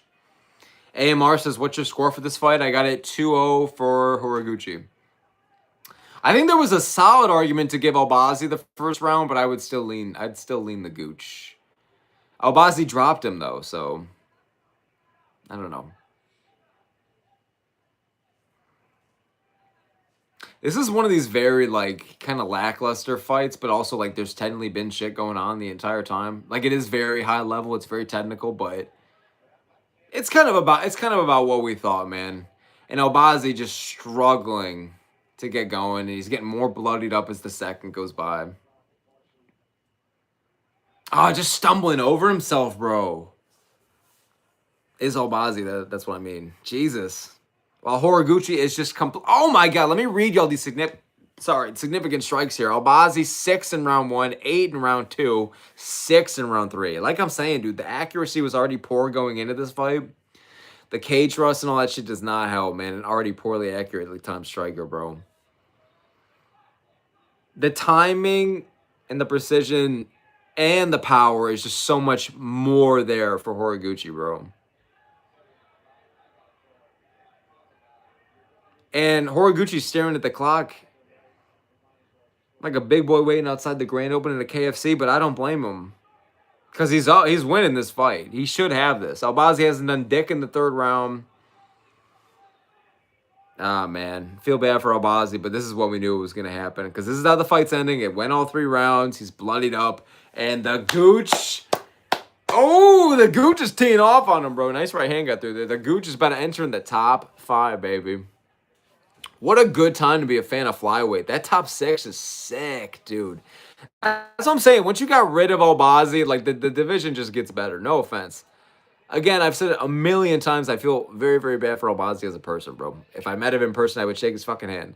But his inactivity and his fighting style genuinely like stinks up how good the top 7 has been lately. Like he just shouldn't be in there. His win that got him in there was a robbery, and he just got cooked. Lost 8 rounds in a row to Moreno and Horiguchi. So yeah, I had a 3-0 Horiguchi, boys. I don't know about y'all, but Albazi, the cage rust is just apparent every time, man. I feel bad for the motherfucker, but yeah, AMR 4-1 now on picks. Yeah, 4-1. I just picked shit for the main card, bro. But yeah, you're 8-4, about to be, I'm assuming 9-4. So that's amazing, dog. And then the Basharat brothers 2-0. Fuck yeah. We all live for the Basharat brothers because my nose is as big as theirs. Not as big. Not bigger, not smaller. As big. There we go. Rafa, nice shot on your bet, brother. Nice job on your bet. Saying that Alex Perez versus Albazi next. I think that's a good fight. Oh, Perez trying to prove that he's in the top 10. The exact same thing for Albazi. Those are the 2 guys that are kind of like, which one of these does not belong head-esque. So just match them up against each other. But the problem is, is Albazi even going to fight the rest of this year? Is he just going to go not even fight till 2028 now? That's what his track record shows, man. So I hope we get an active Albazi. I think that we could see more out of his prime as a fighter. But let me listen to these scorecards real quick. But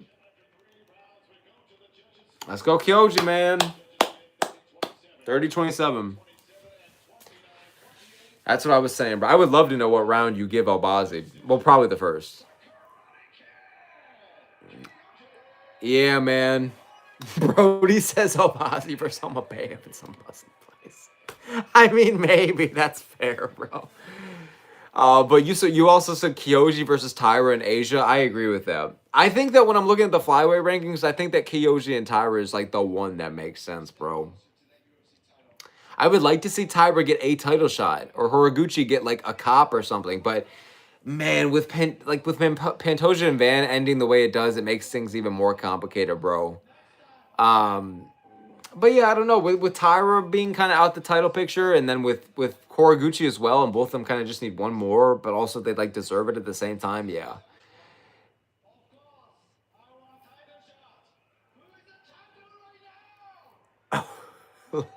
Let's.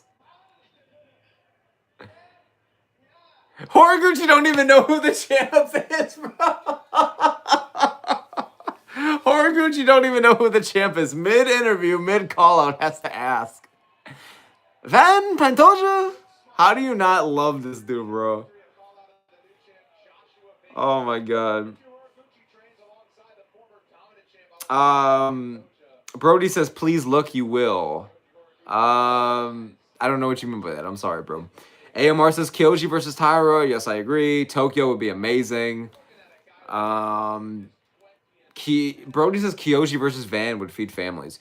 What's amazing about Van as champion is that all of his coming up matchups are going to be amazing. They would all feed families. They would feed cities as a whole. The Shibuya incident would be prevented if Van is champion. I love him in Tyra. Love him in Pantoja. Love him in yeah, Pantoja, Tyra, Horiguchi, Cop. I love all the matchups they're gonna give to him. Brody says on Insta. Oh, look at shit on Insta. Oh, dude, I'm so bad at Instagram DMs. I'll open them. Yeah, if you send me DMs, I'll open them. But dude, I'm genuinely, I'm so, even in my personal life, you can ask some of my bestest friends, my literal girlfriend. I am probably the worst possible person out there that opening DMs, bro. It's really bad. But look at Mario Bautista, bro. Look at this Cody Rhodes of the UFC, man. Dude, I don't know. I really can't shake the feeling that I think Oliveira gets it done. But also, maybe not, man. I feel like whenever these fighters come in kind of talking a bit more shit, or kind of like these guys on the rise that point to prove they're looking better and more explosive, they should get the finish. Like the other guy just ends up shutting them down via experience and looking like they've seen some shit. Because Batista looks like he's 80 years old, trapped in a 30-year-old man's body, bro. Yeah, I'm excited for this main event, bro. Brody says she's saying something funny as fuck. Hell yeah, bro. Well, I'm recording on my fucking phone right now. I can't open them, but I might check them out later, brother. I appreciate it, bro. Brody says, yeah, Kyoji and Tyra, I think, is what a lot of y'all are saying. I'm so down for that, bro. I think that's the one to make. AMR says, nice fight.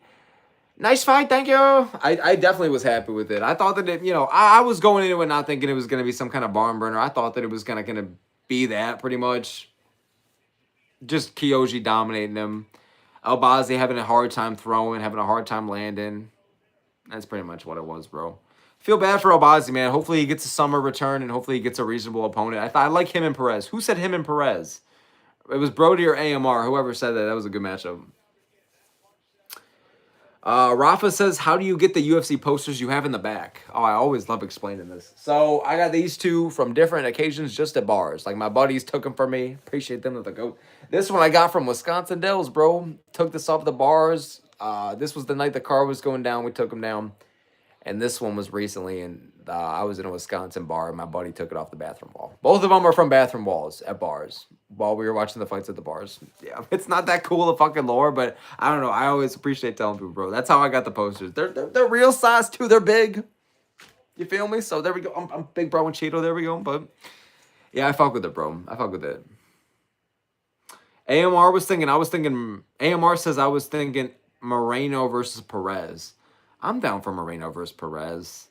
I would have much rather had Moreno versus Perez than Moreno versus Kavanaugh. Moreno and Kavanaugh is an ugly fight, bro.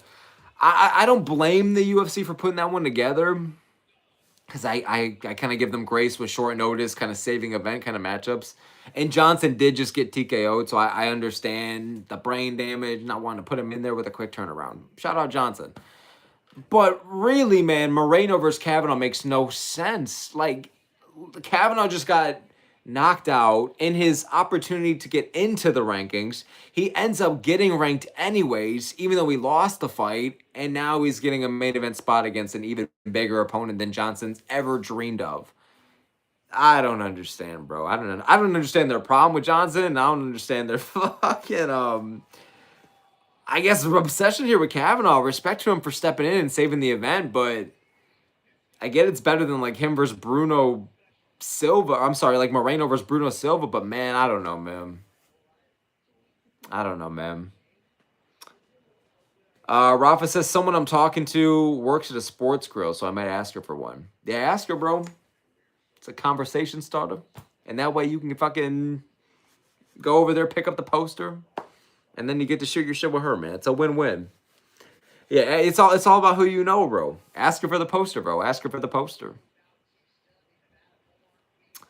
But yeah, Moreno versus Perez or whoever versus I mean, you can really do anything at flyweight right now. It's a really good time to be a fan of the division, bro. We've come a long way from Cejudo being the king of cringe over this shit, dude. We really have.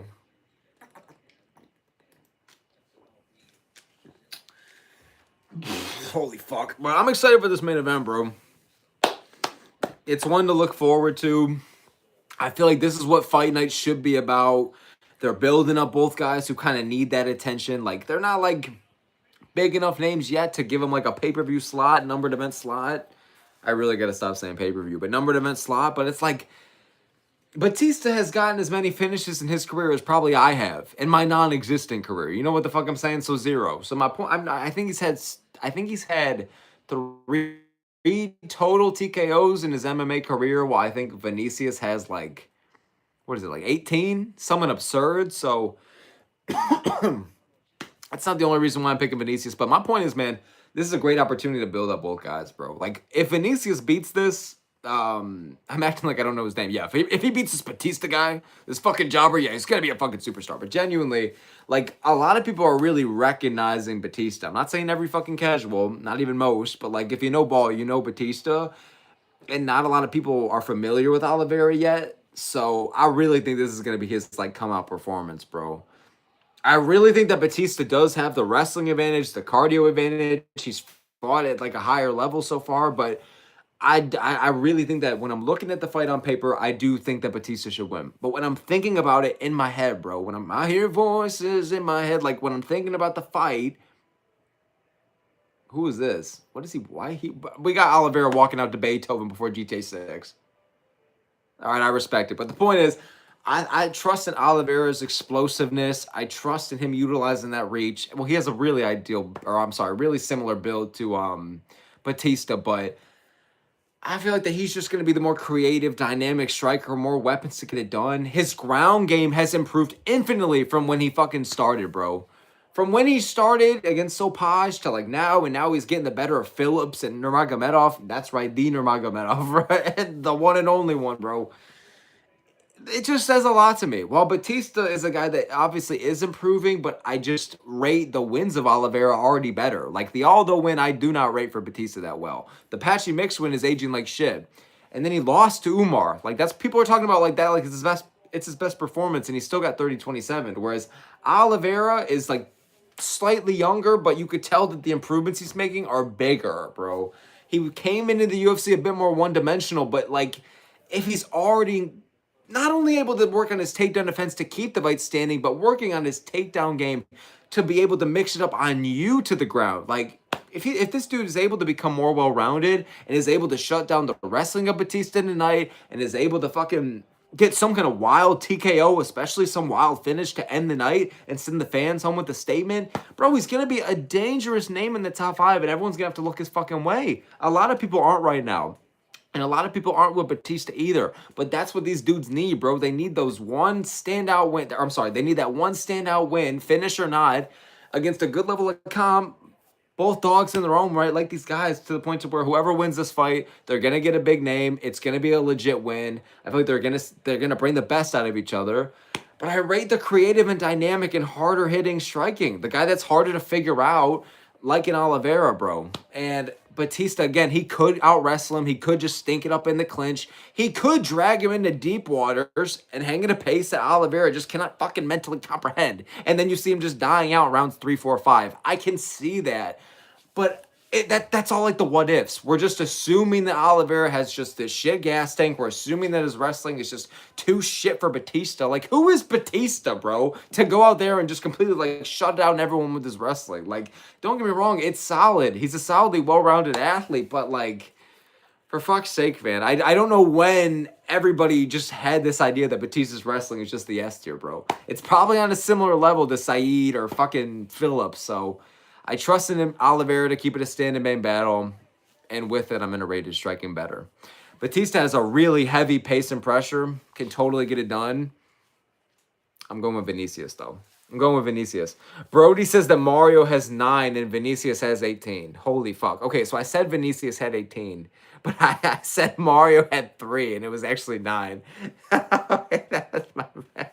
Okay, that's my bad, bro. Thank you, Brody, for fact checking me, bro. AMR says the walkout is tough as fuck, and I got Bautista with a 48-47 decision or late TKO. I think a lot of people like the last fight. If you have the favorite winning, it's because of a pretty dominant, not dominant, but a 48-47 decision or late TKO. Like, I think that's pretty fair. I think that's how a lot of people envision Bautista winning. That's probably how he will. I don't exactly think a lot of people are thinking, like, second round Bautista submission. I'm foaming at the fucking mouth for it. Yeah, Bautista looks dialed in, bro, but let's go Oliveira via Aura, bro. Let's go Oliveira via Aura. Rafa says, which UFC fighter do you think would be the most likely to go to the titty parties? John Jones. 100% John Jones. I don't even have to think anything twice about that. 1,000,000% John Jones. John Jones would be on the Epstein files. It is what it is. It is what it is. Rafa says that Lockdog is such a tough name. True. Especially if he's able to get some of these crafty wins, bro. These come from behind wins, man, like he is. Yeah, bro, Lockdog. It's a badass name, bro. He's a badass fighter, man. He's got the aura like he's one of these like long, rangy 6'3" guys, but he's actually like the Bautista build. That kind of caught me off guard. AMR says Apex looks so much cooler now. I like what they did with the joint, bro. I sound like I'm going over to my friend's place I haven't been to in a couple of years, and genuinely they got rid of the cobwebs, but I like the new lights. I like the fans in there. I think it looks better. I like hearing the crowd, even though it's a small NXT level crowd. I like hearing the crowd. So, yeah, no, I like the improvements they made with it, bro. This is what they had to do with the Apex. Get fans in there. Get good enough cards for people to care about. And let's be honest, bro. Like, Jalen Almeida, Mario Bautista, like, Amir Albazi, these aren't, like, the craziest names. But it's, like, they're names that they're ranked. The hardcores know them, and a lot of them recognize them, and they see them. So, like, put them on the Apex card. It gives them more attention. It makes the fans appreciate the Apex cards more. So, yeah, I'm so stoked for this main event, though, bro. This is your hardcore's favorite fighter's favorite fighter, bro. So Oliveira is a plus 125 now. So I need him to get this done to get my parlay. Drop your bets, boys. Drop your bets. Drop your bets. Drop your picks. AMR says 3 knockouts for Bautista. I know. I did him bogus right there. I don't know where. Maybe it's 3 knockouts in the UFC. But then I said Vinicius had 18, so that makes no sense, bro. We forgave Bautista and then hate on him like a sentence later. That's my bad, bro. That's my bad. No, I fuck with Mario, man. He's definitely earned my respect from the Patchy fight and the Umar fight. So I'm not gonna. I think I've made it pretty clear I stopped hating on him a while ago. I just don't think he wins this fight. Rafa says, "Who are we rooting for?" I'm going for Oliveira. I'm going for Oliveira. Honestly, I probably like both guys about the same, but I'm rooting for Oliveira. He's my prediction to get it done. I always want my picks to get right. And I'm 4-1 on the main card, and I didn't pick any prelims, so. That's all we're going up today, baby. That's all we're going up today. So if Oliveira gets this done and I go 5-1, I'll be pretty happy with that. Dude, Oliveira is way shorter than I realized, dude. Oh, AMR says no, he actually does have 3 knockouts. Yeah! I ain't no casual. I know ball, baby. Yeah! Wait, does he only really have 3 knockouts? So what was up with the 8 then? Oh, shit. Well, whatever. I don't even give a fuck. I'm just happy. No way he actually has 3. Does he only have 3? It said during his walkout, 3 KO, 6 subs. Okay, yeah, I know ball, motherfuckers. Yes. Let's go, dude. Mario Pillow Hands Bautista, baby. Oliveira looking fresh and full of energy and aura, bro. Let's hope he can maintain that for 5 rounds. Dude, why Bautista looks so old, bro? He looks so old. He's a 6-1 as a favorite. Holy fuck. Oh, the one time he lost, yeah, when he was a favorite against Umar. Remember that time, guys? He was a -800 against Umar. Hey, brother, please don't hurt me, Bautista, please. Rafa says, oh, yeah, going for Oliveira. I'm also going for Oliveira, bro. Again, I probably care about these guys about the same. I respect both of them. I dig both their vibes, but I'm rooting for Oliveira, man. Like, he's such an exciting fighter to have in the top 10. There's so many question marks. There's so much potential. Dude, they are, like, mean mugging him, bro. AMR says, what's going on with the stream? Oh, I don't know. Is there something going on with the stream? I think connection looks okay, but let me check. Yeah, no, connection looks good to me, brother. Yeah, I think connection's good. All right, but the fights are about to start, boys. Round 1's about to go off. We got the Napa Super Saiyan goatee from Oliveira. And as usual, boys, main event time, so I'll say this. As I always do, appreciate y'all for tuning in with me, man. If you chose to be on this stream, man, it means the world, so appreciate y'all. All right, round one starting off. Let's fucking go. I'm excited for this one, bro. Teep kick immediately from Oliveira, 453, 452, 451, 450. AMR says lagging a little, but it's fine. Okay, good. Good. Want to make sure y'all can hear me for sure.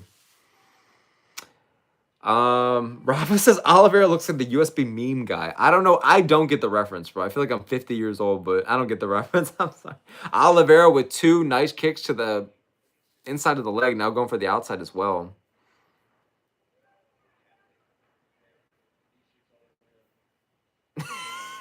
AMR says W all the smoke deciding not to do watch parties unless it's the Apex Super card. This is the WrestleMania of the Apex, bro. Oh, shit.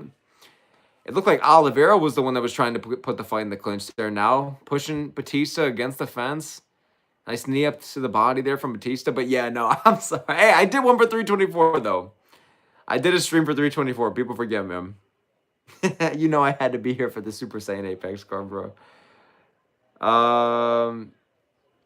Rafa says over 2.5 and my 6-leg parlay hits. Let's fucking go, dude. I hope you get over 2.5. I definitely think you will. You got this, bro. I feel like your parlay is about to smack, bro.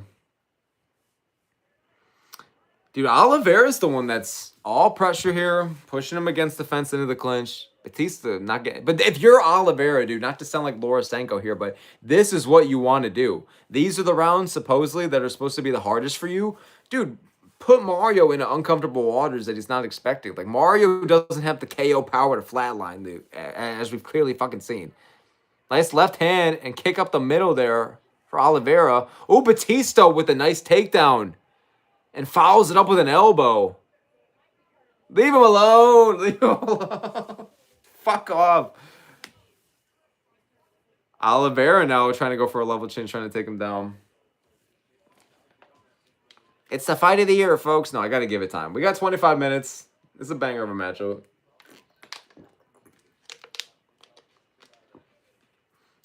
Bautista is getting Bautista, folks. He's literally... It's like the Spider-Man meme where they're pointing at each other, genuinely. Oliveira... Oh, damn. Nice shots from Bautista along the fence, dude. Uppercut gets through there from Oliveira, I believe. But, dude, it might not be that exciting to watch. But, like, again, if you're Oliveira, just... Oh, nice scramble here. Bautista takes him down. And now Bautista on top position. This is where he wants to be, bro. On the fucking contrary from Oliveira actually surprising us in the clinch. Oliveira doing a good job on bottom with staying active, bro.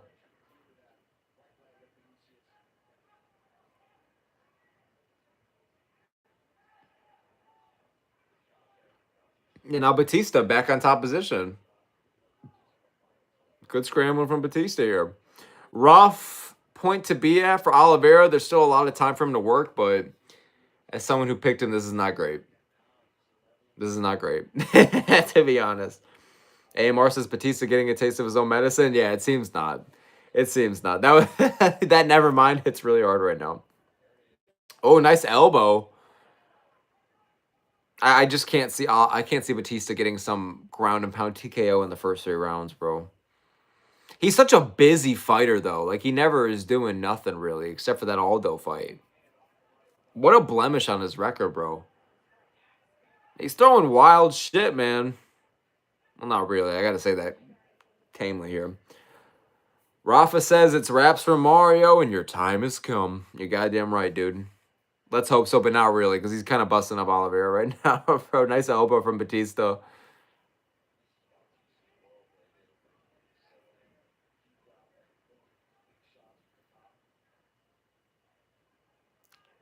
Bautista trying to do something here, trying to make the most out of this. Dude, there was no aura behind that shot to the body, bro. I think I got more watching that than Oliveira actually did, bro. You got to give it to Bautista, though, man. He's aggressive as shit, this little goblin.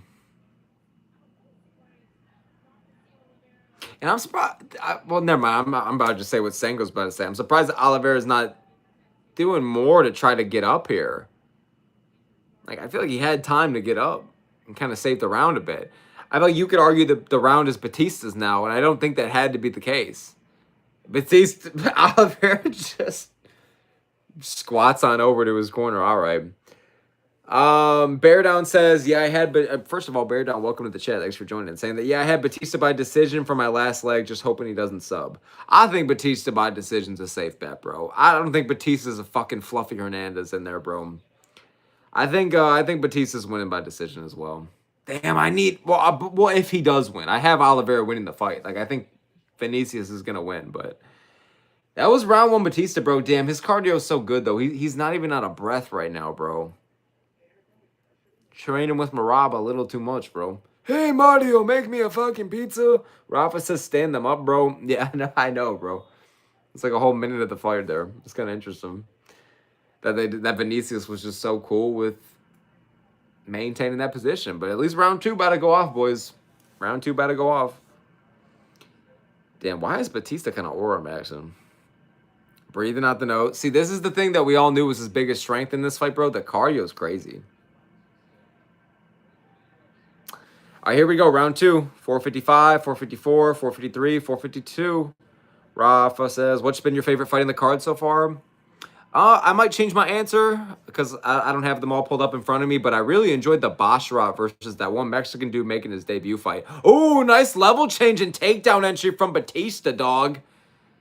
Good shit. Just 20 seconds in the round. Oh, Oliveira trying to scramble to get up. But Bautista's fast with it. Takes his back. Or trying to at the very least. Trying to drag him back down. Oh, man. Oliveira was concerned just trying not to grab the fence. Holy fuck. Knee up up the middle almost gets through there. But yeah, Rafa, I'd have to go back and think about it. There's been some bangers, but also a bit of shit fights on this card. I think that the Basharat versus Mexican dude making his debut is probably my favorite so far. That was a really fucking fun fight, bro. I liked seeing the Jacoby knockout. That was sick as fuck. That was sweet. But yeah, a lot of stinkers and a lot of bangers on this card. Nice takedown from Bautista. Oh, he's got the back, dude. Trying to, at least. Trying to. Never mind. I get a little fucking excited there, bro. I'm just like DC, bro. I get a little too excited there, bro. I say it 3 seconds too early, man. Man, Bautista doing the literal opposite of what I thought, man. He's having his way in the wrestling, bro. Like, Oliveira just really struggling to get his offense going. This dude, will all the smoke go 0-3 on main events? I swear to God, bro. Come on. MMA gods have mercy, bro. Very low guard from Oliveira right now. Looks like the much more just gassed fighter. Oh, hell no, bro. Was this my stupid-ass pick of the year, bro? I'm not in the mood for this shit, bro. I got Strickland coming up for the next week. Oh, hell no. Oh, hell no, bro. Dude, Oliveira looks kind of gassed, bro. Really bad body language. Am I looking too much into it? Just, like, becoming way less accurate. And just hands extremely low. Looks up at the clock right there, I believe. And Bautista just looks fresh as ever, bro. Holy shit. Nice calf kicks there from Oliveira, but Bautista just gaining momentum. Nice kick to the body. Oliveira, nice. Oliveira tried to go for a takedown, but ends up on bottom position. Fuck me. Halfway through the round, too, bro. This might be a Bautista shutout here. The way this fight is going, where Oliveira is supposed to have the advantage in the early rounds. Yeah, bro. Not looking good. Not looking good for Oliveira.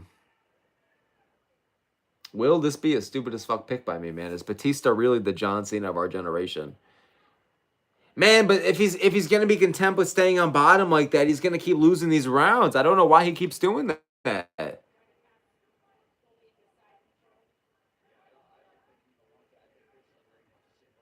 Man, I don't know. Poor, just very interesting and weird decision making from Oliveira.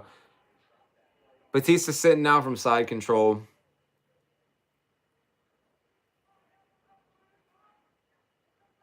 That no longer. Trying to enter half guard. Now he's on top. But at least Batista's being busy, man. He's being fucking active. AMR says, who'd you score the first round for? I had a Batista round 1.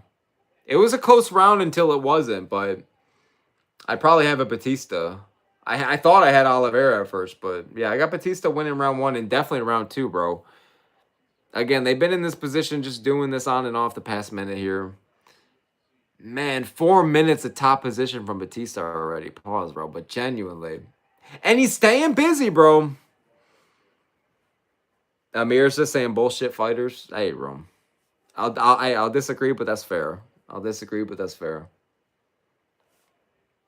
I'm just surprised at the decision making from Oliveira, bro. And just the lack of urgency. Oh, man, and Batista's got him good now, bro. Trapping the leg, making it even harder for him to get out. Well, he's entering the half guard and just throwing shots from above. Jesus Christ. They're not the most devastating, but you could tell Oliveira is struggling to get back up. He can't do dick. He can't do dick. Fucking hell. No, now Bautista going to take the back. Oh, my guy's going for a rear naked choke and he gets it. He genuinely gets the sub, for fuck's sake. God damn, Bautista. With a round 2 sub, a rear naked, out of nowhere. Damn, Bautista. I mean, a stupid pick by me. Stupid as fuck pick. Really dumb pick, but good God, that's a really good win. Bautista actually got a finish. Complete, and now he's crying in the middle of the cage, bro. Man, need to start talking, lad. Man, gutted for Oliveira. I like him. I thought he would have been a really fresh, exciting addition to the top 10, but Bautista showing how hard it is to break through to the top 10. Hell of a rear naked. Let's see the scramble. So Oliveira goes for a takedown. Bautista ends up on top position. Well, this was a separate thing. Never mind. That was a separate fucking thing. Separate thing, but... Man, dude. And then Bautista was right here busting him up with elbows. VINICIUS tries to explode back up. Bautista just transitions to the back, locks in the rear naked, and VINICIUS taps pretty fucking quick. It must have been locked in pretty efficient, like very fast. Man, bro, quick as fuck tap. Bautista with a round 2 or what was that, round 3? I'm already forgetting the fucking rounds, dude. The time when you watch Bautista fights, it's like you're in the fucking hyperbolic time chamber, bro. Time does not apply the same. I mean, it was a solid fight while it lasted. I feel so dumb for picking Oliveira, but Bautista's legit, bro. His wrestling was way better than I gave it credit for him. Way better than I gave it credit for. And the cardio shined just as much as I thought it would, but I really thought Oliveira was going to do better at getting his offense going in the early going. But Bautista's the man, I guess, bro. He might be a terrorist to the sport, but the terrorists are winning in this case. I shouldn't say that, bro. Jesus Christ. It's tough, man. It's tough, man. Good win from Bautista. Man, it was round 2, right? Ah, man, what a tough loss for Oliveira, but Bautista's the real deal, I guess, man.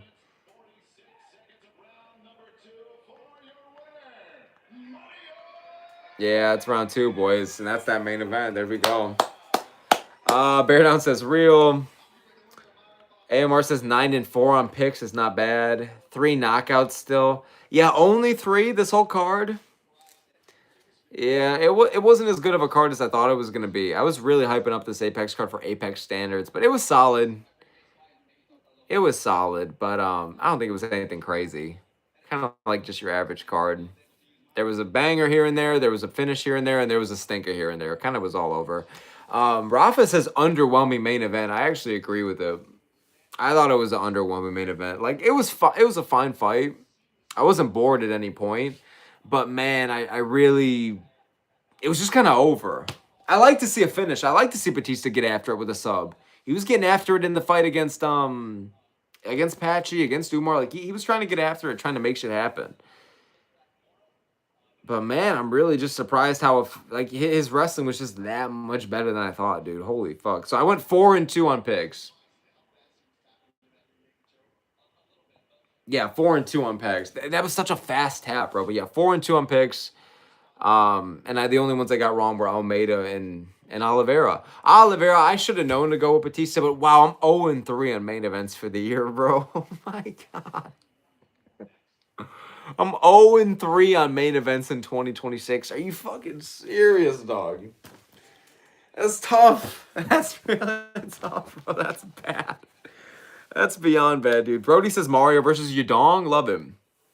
Perfect Macau main event. I'm going with Song for that fight, too. Perfect Macau main event. Batista's probably down for a quick turnaround. Song Yudong is going to want to main event that card, if not co-main evented. I love the matchup. Brody, you've been cooking with the matchmaking tonight, bro. Slick ass sub. I agree. I was shocked how fast he tapped out.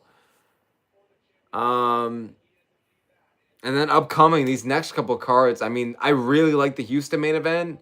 I really don't like the Mexico main or card in general. Sorry, not the main event, the card. I really like the Houston card.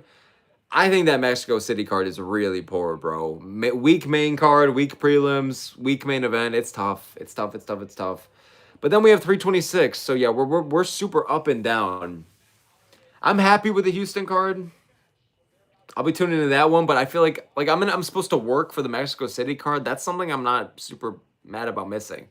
I might make it home in time for some of the main card, but like Jesus, man, it's a weak one. 326 I'm hyped for though. Good prelims. As long as they give that a co-main, it should be good. Sick knockout by Jacoby. Matsumoto and Bashrat was a fun fight. Against all odds, bro. Against all fucking odds. What was up with the Mikey Mushemi thing? All right, let's look at how we did for picks. I can turn off Paramount now. Thank you for your service. Thank you for barely glitching home. I appreciate it. Okay. Let's go over how we did for picks. Well, we went 4-2, which is kind of shit. It's not shit. It's kind of shit, though. Does that make sense? Like, I feel like 5-1 sounds infinitely better. I feel so stupid for picking Oliveira, but it is what it is. All right, we're going to go through the whole card real quick, go through a bit of final thoughts and fucking recap, whatever the fuck, okay? Yeah, it was a solid card. I'd give it just like a 5 out of 10, though. Like, it was just really neutral. Again, every banger you got a really shit card, and then every shit fight you got, then you got to finish. So, main event was fine, a little underwhelming, but it is what it is. 0-1. Thank you, great. Dino Lover went 12-1. Give it up for Dino. Give it up for Dino Lover, bro. 12-1 is amazing for picks. Rafa says, hey, have a good night, brother. I appreciate you, dude. Thanks for tuning in for the stream. You were here for a good while, man. So, yeah, subbed or not subbed, I don't give a fuck. I appreciate you for tuning in, dude. Thanks so much. Appreciate the chats and appreciate the time, bro. Hope you had a good time watching the card. Co-main was solid, very high level, very technical, but not the most amazing fight in the world. But it was Gooch beating the shit out of him and Gooch in the win column. I'll take that. 1-1. The heavyweight block fight sucked ass. I can't believe I've been defending Almeida. I've been saying that he's underratedly entertaining. I really thought he was going to learn from the Volkov loss. And he did the same shit, but worse. And then he's going like with his fucking hands and shit in the second round. I don't understand, bro. I don't understand. So that was a really shit fight. That was the type of fight that really slowed down the momentum of the card, bro. So fuck that. Almeida, I've truly fallen off. I keep trying to defend him. It's futile. It's futile, bro.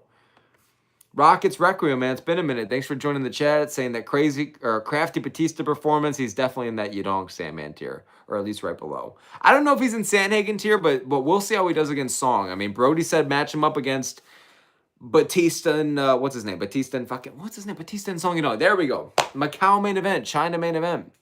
It's absolute cinema. I think you should do it. I think that's how we'll find out which one of those guys is like really the top 6 level and then gets like a Sandhagen fight or rematch, I guess. Sandhagen already beat them both, but you know what I mean. Bautista, I think, is the tier in between. I think Sandhagen would beat the shit out of him. I think O'Malley would, all that, but yeah, we'll see. Yeah, we'll see. But Bautista's good, bro. He's going to be one of these staples of the top 10 for probably a while, dude. I don't think he'll crack the top 5. Unless he gets some really good matchups his way. But he's going to be like a staple for the next few years, whether you love him or hate him. I don't think he's going to be in like the main event picture. I mean, he might be, bro. He just got this one. He might be the new undisputed Apex main eventer. I could see them giving him that role. Brody says MMA Joey said Bautista would smash Sugar. I don't think so. I've never seen an MMA Joey video, but with all due respect, I don't think so, brother. I think Sugar would piece him the fuck up. Brody says that Bautista is my Cody. That's fair, bro. And it was a really slick sub. Yeah, Olasejchik versus Barryu was a good fight. I thought it was going to be better. I think Olasejchik had a good first round, even though he missed a bunch. And then in the second and third, dude, the cardio was so apparently dying on him. But Barry, you, man, almost fucking pulled up upset of the year, but couldn't get it done. But it was a fine fight. Can't complain about it. Was just surprised there wasn't a guaranteed KO, but fine fight. 3-1 on picks. Right? No. Yeah. Right? No. 2-2 on picks. Matsumoto and Basharat was a fun fight. Good scrambles. Way too much clinch time, and I thought it was a robbery, but it is what it is. Good win from Basharat. And then Jacoby with a sick KO after losing the first round, bro. Down in the first round. Was getting out wrestled, was getting wrestle fucked, but comeback KO. Love to see it from Jacoby. I knew the experience was going to be there. And like I said in my picks video, he's had multiple instances where even if he's down the whole fight or down a round or two, like he can come back and get a knockout. So he did just that. So that was the main card. Matsumoto and Basharat was probably the best fight. Bautista really impressed me. The heavyweights suck ass, and I thought Basharat won a robbery, but it is what it is. Shout out Jacoby. Solid main card. Very hit or miss. The prelims, Donchenko and Morono, I kind of missed it. I was on and off watching it, setting up the stream. Brody says it pissed you off. Why did it piss you off? You telling me why it pissed you off would actually help me understand it more. So let me know. Varentenikov got a really fast knockout over Price. Price was kind of swinging and banging. Price was trying to get in the pocket and get it fucking down and dirty, but Varentenikov, like with an actual UFC performance he really needed. Like in my mind, at least, I always referred to him as the guy that had like the what even was it? We're getting farther away from it. I forgot what it was. It was like the early stoppage that he thought was early at least, but it wasn't. And then he like shoved him after, or was it a headbutt? I don't even know. He shoved his opponent. I think it was the guy that's fucking around with Paige Van Zandt. I could be wrong about that. And that was all he was kind of known for. But the fact that he went out and got like a stellar, like just really quick KO over like a well-known guy, granted 16-10, but well-known guy, man, that was like the performance he needed. So I don't like Varentenikov because I've always thought about how he like, I forgot even what it was, but whatever he made me feel that one night, he shoved the dude where he lost the fight. I've had a bad taste in my mouth, and then he lost like 4 fights in a row after that, and then won a split against Prado. Now he's here, and now he's getting wins like this. So he might be that staple now outside the fucking rankings, just hanging around the apex, bro. So I don't know. Good knockout though. It was nasty. Like Price literally died. Like he was out on his feet, like pushed up against the fence, just like this, just smudged up. It was wild. Bruno Brazil and Souza, you already know I didn't watch that shit. Basharat and Vasquez. I have no idea who Gianni Vasquez is, and maybe I'm a casual, but man, he brought it in this fight, bro. Making his short notice debut. Pieced him up in the second round. Arguably almost won the fight, but Javid Basharat. The Basharat bros are too goddamn good. So, yeah, Basharat won. That was my fight of the night, in my opinion. I thought the Basharat bro number 2 versus Vasquez was the best fight. I really liked that one. Really high pace from the start. They both kind of died down, but I don't blame them. Wang Kong, I missed the fight. Oh, shit, she won. I didn't even know she won. From what I saw, I think she was getting beaten up in the grappling. I guess I missed something. I was doing fucking laundry. All right, there we go. Wang Kong, she got a win. I missed that one, too. And then Whiplash with the last-second controversial sub. Okay, that one was weird as fuck because I had money on Whiplash. I was very happy that he won. And I also thought that Gavrov did enough to win rounds 1 and 3. So I'm like, holy fuck, dude. Like, if Whiplash can't get this sub, like, he lost the fight. Holy fuck. It turns out they were going to give the decision to him anyways. I thought Gavrov, like, I thought round 1 was pretty close. I think there was a pretty fair argument for Whiplash to take round 1. But, bro, what the fuck? A unanimous decision? I've seen worse split decisions tonight. Like, this night of fights, you know what I'm saying? Or not making a fight a split than this. So I don't know, man. Like, thankfully, Whiplash got the sub anyways to prevent any controversies of people saying robbery, but it kind of shut shit down. Again, praise the fighters for finishes, bro. There you go with the extra 25K and avoiding a bunch of bullshit, you know, a bunch of comment sections and headaches avoided right there. So, good performance from Whiplash, man. I'm pretty sure a majority of his MMA wins are via sub, and this is why. He was threatening the guillotine the whole fight anyways. He's got a crafty submission game. That people should be worried about the whole fight. And Gavrov is pretty solid competition despite being inactive and having a really, really, really, really disgusting to look at back. It's gross, dude. Fucking, he's got to shave that shit. But he's a good fighter. He's a good fighter, and he's bringing it in third especially. But really surprised they were going to give it a unanimous to Jay Goob. But he won me $10. I can't complain. He won me $10, and I rate him pretty solidly. He's got a really crafty sub game. So the prelims, way too much WMMA. I did not watch them, but Donchenko and Moreno, I missed it. I'm shocked that one went to the distance, but there wasn't really any kind of like standout moment on this card. I enjoyed Bastirat and Vasquez a lot. The heavyweight fight was genuinely embarrassing. Bautista proved to us that he really is that good, that we kind of already knew, but yeah, man, and like, I don't know, just a very average card. You got a banger, you got to finish, you got a shit fight, you know? I'll give it like a, I don't know, like a 4 or 5 out of 10. I don't know. For someone like me who was really like genuinely excited for this Apex card, I can't even believe I'm saying that, but I really was. Like they should start treating. They should. I've been talking for so many hours. I'm kind of losing my train of voice here, but they should treat the Apex cards like this in the future. Put ranked guys on here, but guys that nobody gives a fuck about, but like they do give a fuck about, so then everybody can be happy. And yeah, bro. Yeah, man. Make them good violent matchmaking. Alicic can bury you and Matsumoto and Basharod and putting guys like Jacoby on here, that's what you need, you know? So good Apex card on paper. I just don't know if it lived up to it, but it was fine. It was fine. Amos says, thoughts on the new era of the Apex. I dig it, bro. I dig it. Like I've always preached that my problem with Apex is not having a crowd. Again, I was doing the fight companion for the main card, so I didn't really get to like hear them. But like, I just appreciate having the oohs and ahs. You know what I'm saying? Some kid licking the fucking lollipop while there's like a knockout going on. Just something instead of just like the apex of nothingness we got, bro. Like just so depressing to watch as a fight fan. And it became so apparent when you throw Zuffa boxing in there as well. And then you have boxing fans going, holy fuck, like they've been dealing with this shit. Yeah, bro, it's been bad, man. So the fact that they actually have cool looking graphics and sounds and people going ooh ah and there's a crowd in there, like I dig it, bro. The Apex does not have to be a cancer to the sport. It could just be you out for a day or two with the flu. It does not have to kill you, but like they were putting no effort into the cards. They were putting no effort into the matchmaking, no effort into the production, and no effort into getting to sell tickets. So now that they're actually doing them, I can't complain. I feel like, you know, there's shit to complain about. There's cards to complain about. But if we complain about every fucking card, then that's why they don't listen. So at the end of the day, I was going into this one saying that I thought that this was a good card. You got 3 ranked fights. And they should take these fighters that, again, are in the rankings, but like not a lot of people give a fuck about, but they could give a fuck about. Throw them in the Apex. Like, it'll make the Apex cards better. It'll make people more invested in these fighters by giving them the attention that clearly the hardcores want to see.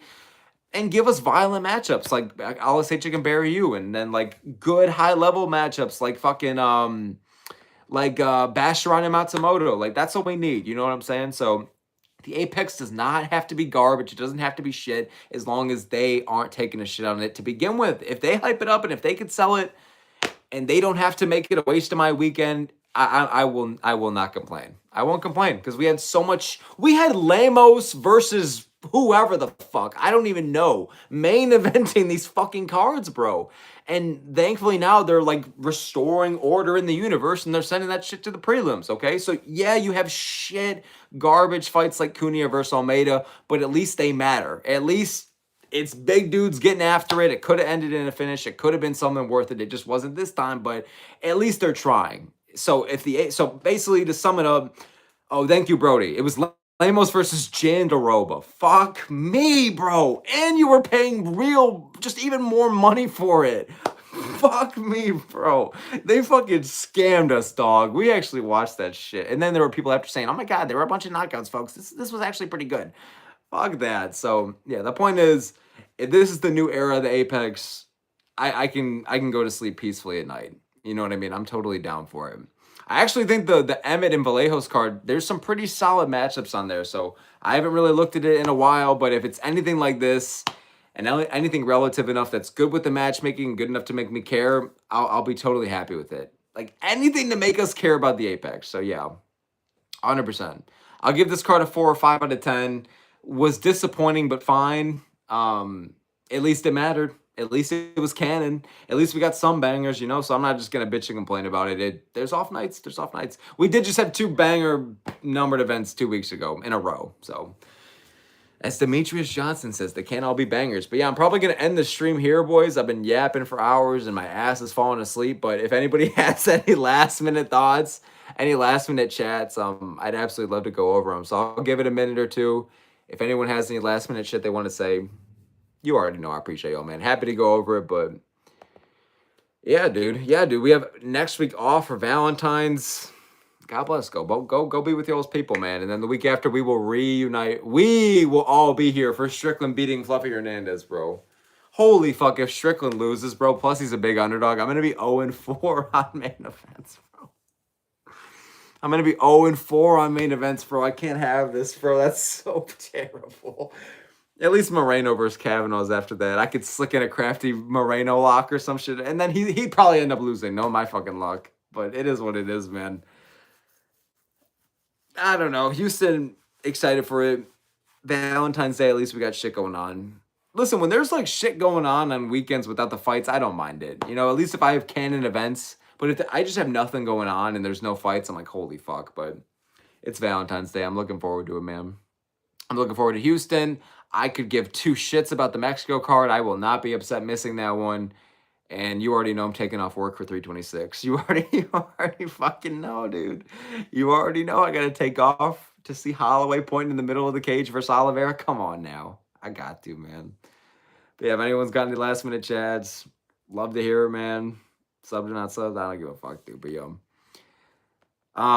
They really need to let us know what's up with that 326 co-main though, bro. I feel like that's such a big fight that's gonna make or break the card. If it's a shit fight that no one cares about, or if it's like number 11 versus number 11 teen, I feel like no one's gonna care. But if they give us like a top 5 welterweight scrap, boom, you can really save the card, man. You can make something out of that. So he had all the tools to be a varsity athlete. But yeah, I'm gonna end the stream here, boys. Appreciate y'all a lot, man. Let's give out the shout outs real quick. Brody, thanks for being here. Shar, thanks for being here, man. A-Myth, Rockets Requiem. And by the way, I appreciate y'all, man. I know you motherfuckers have been watching this niche-ass channel for like a year. So I appreciate y'all, man. Thank you. Rafa, thanks for being here. Bear Down, Amir, AMR was here. Vinyak, I remember, was here, started the stream. Dino Lover, of course. Dino Lover. Just Date. Just Date as well. Nick was here, man. All y'all, so... Yeah, what else we got? I'm pretty sure that was everyone. That's all the boys in the chat. So yeah, appreciate y'all a lot, man. Subbed or not subbed, as usual. I don't give a fuck. Just appreciate y'all for giving me your time and attention. And we're all just happy to be watching the fights together, man. Truly. So yeah, anyone that was here, started the stream, middle of the stream, end of the stream, appreciate y'all a lot. Hope you guys had a good time watching the card and tuning along with me, man. I got a video coming out tomorrow going over Robert Whitaker versus a bunch of light heavyweights. So that's what I have going on. But yeah, man, appreciate y'all a lot. Next fight companion will probably be sometime in March. Just sometime in March. I don't know which card, to be honest with you. Holy fuck, I actually don't know when. Maybe Seattle or UK. One of those two. But yeah, appreciate y'all, man. All the smoke here. Got a video for y'all tomorrow. And hope you guys have a good one, boys. Appreciate y'all, man.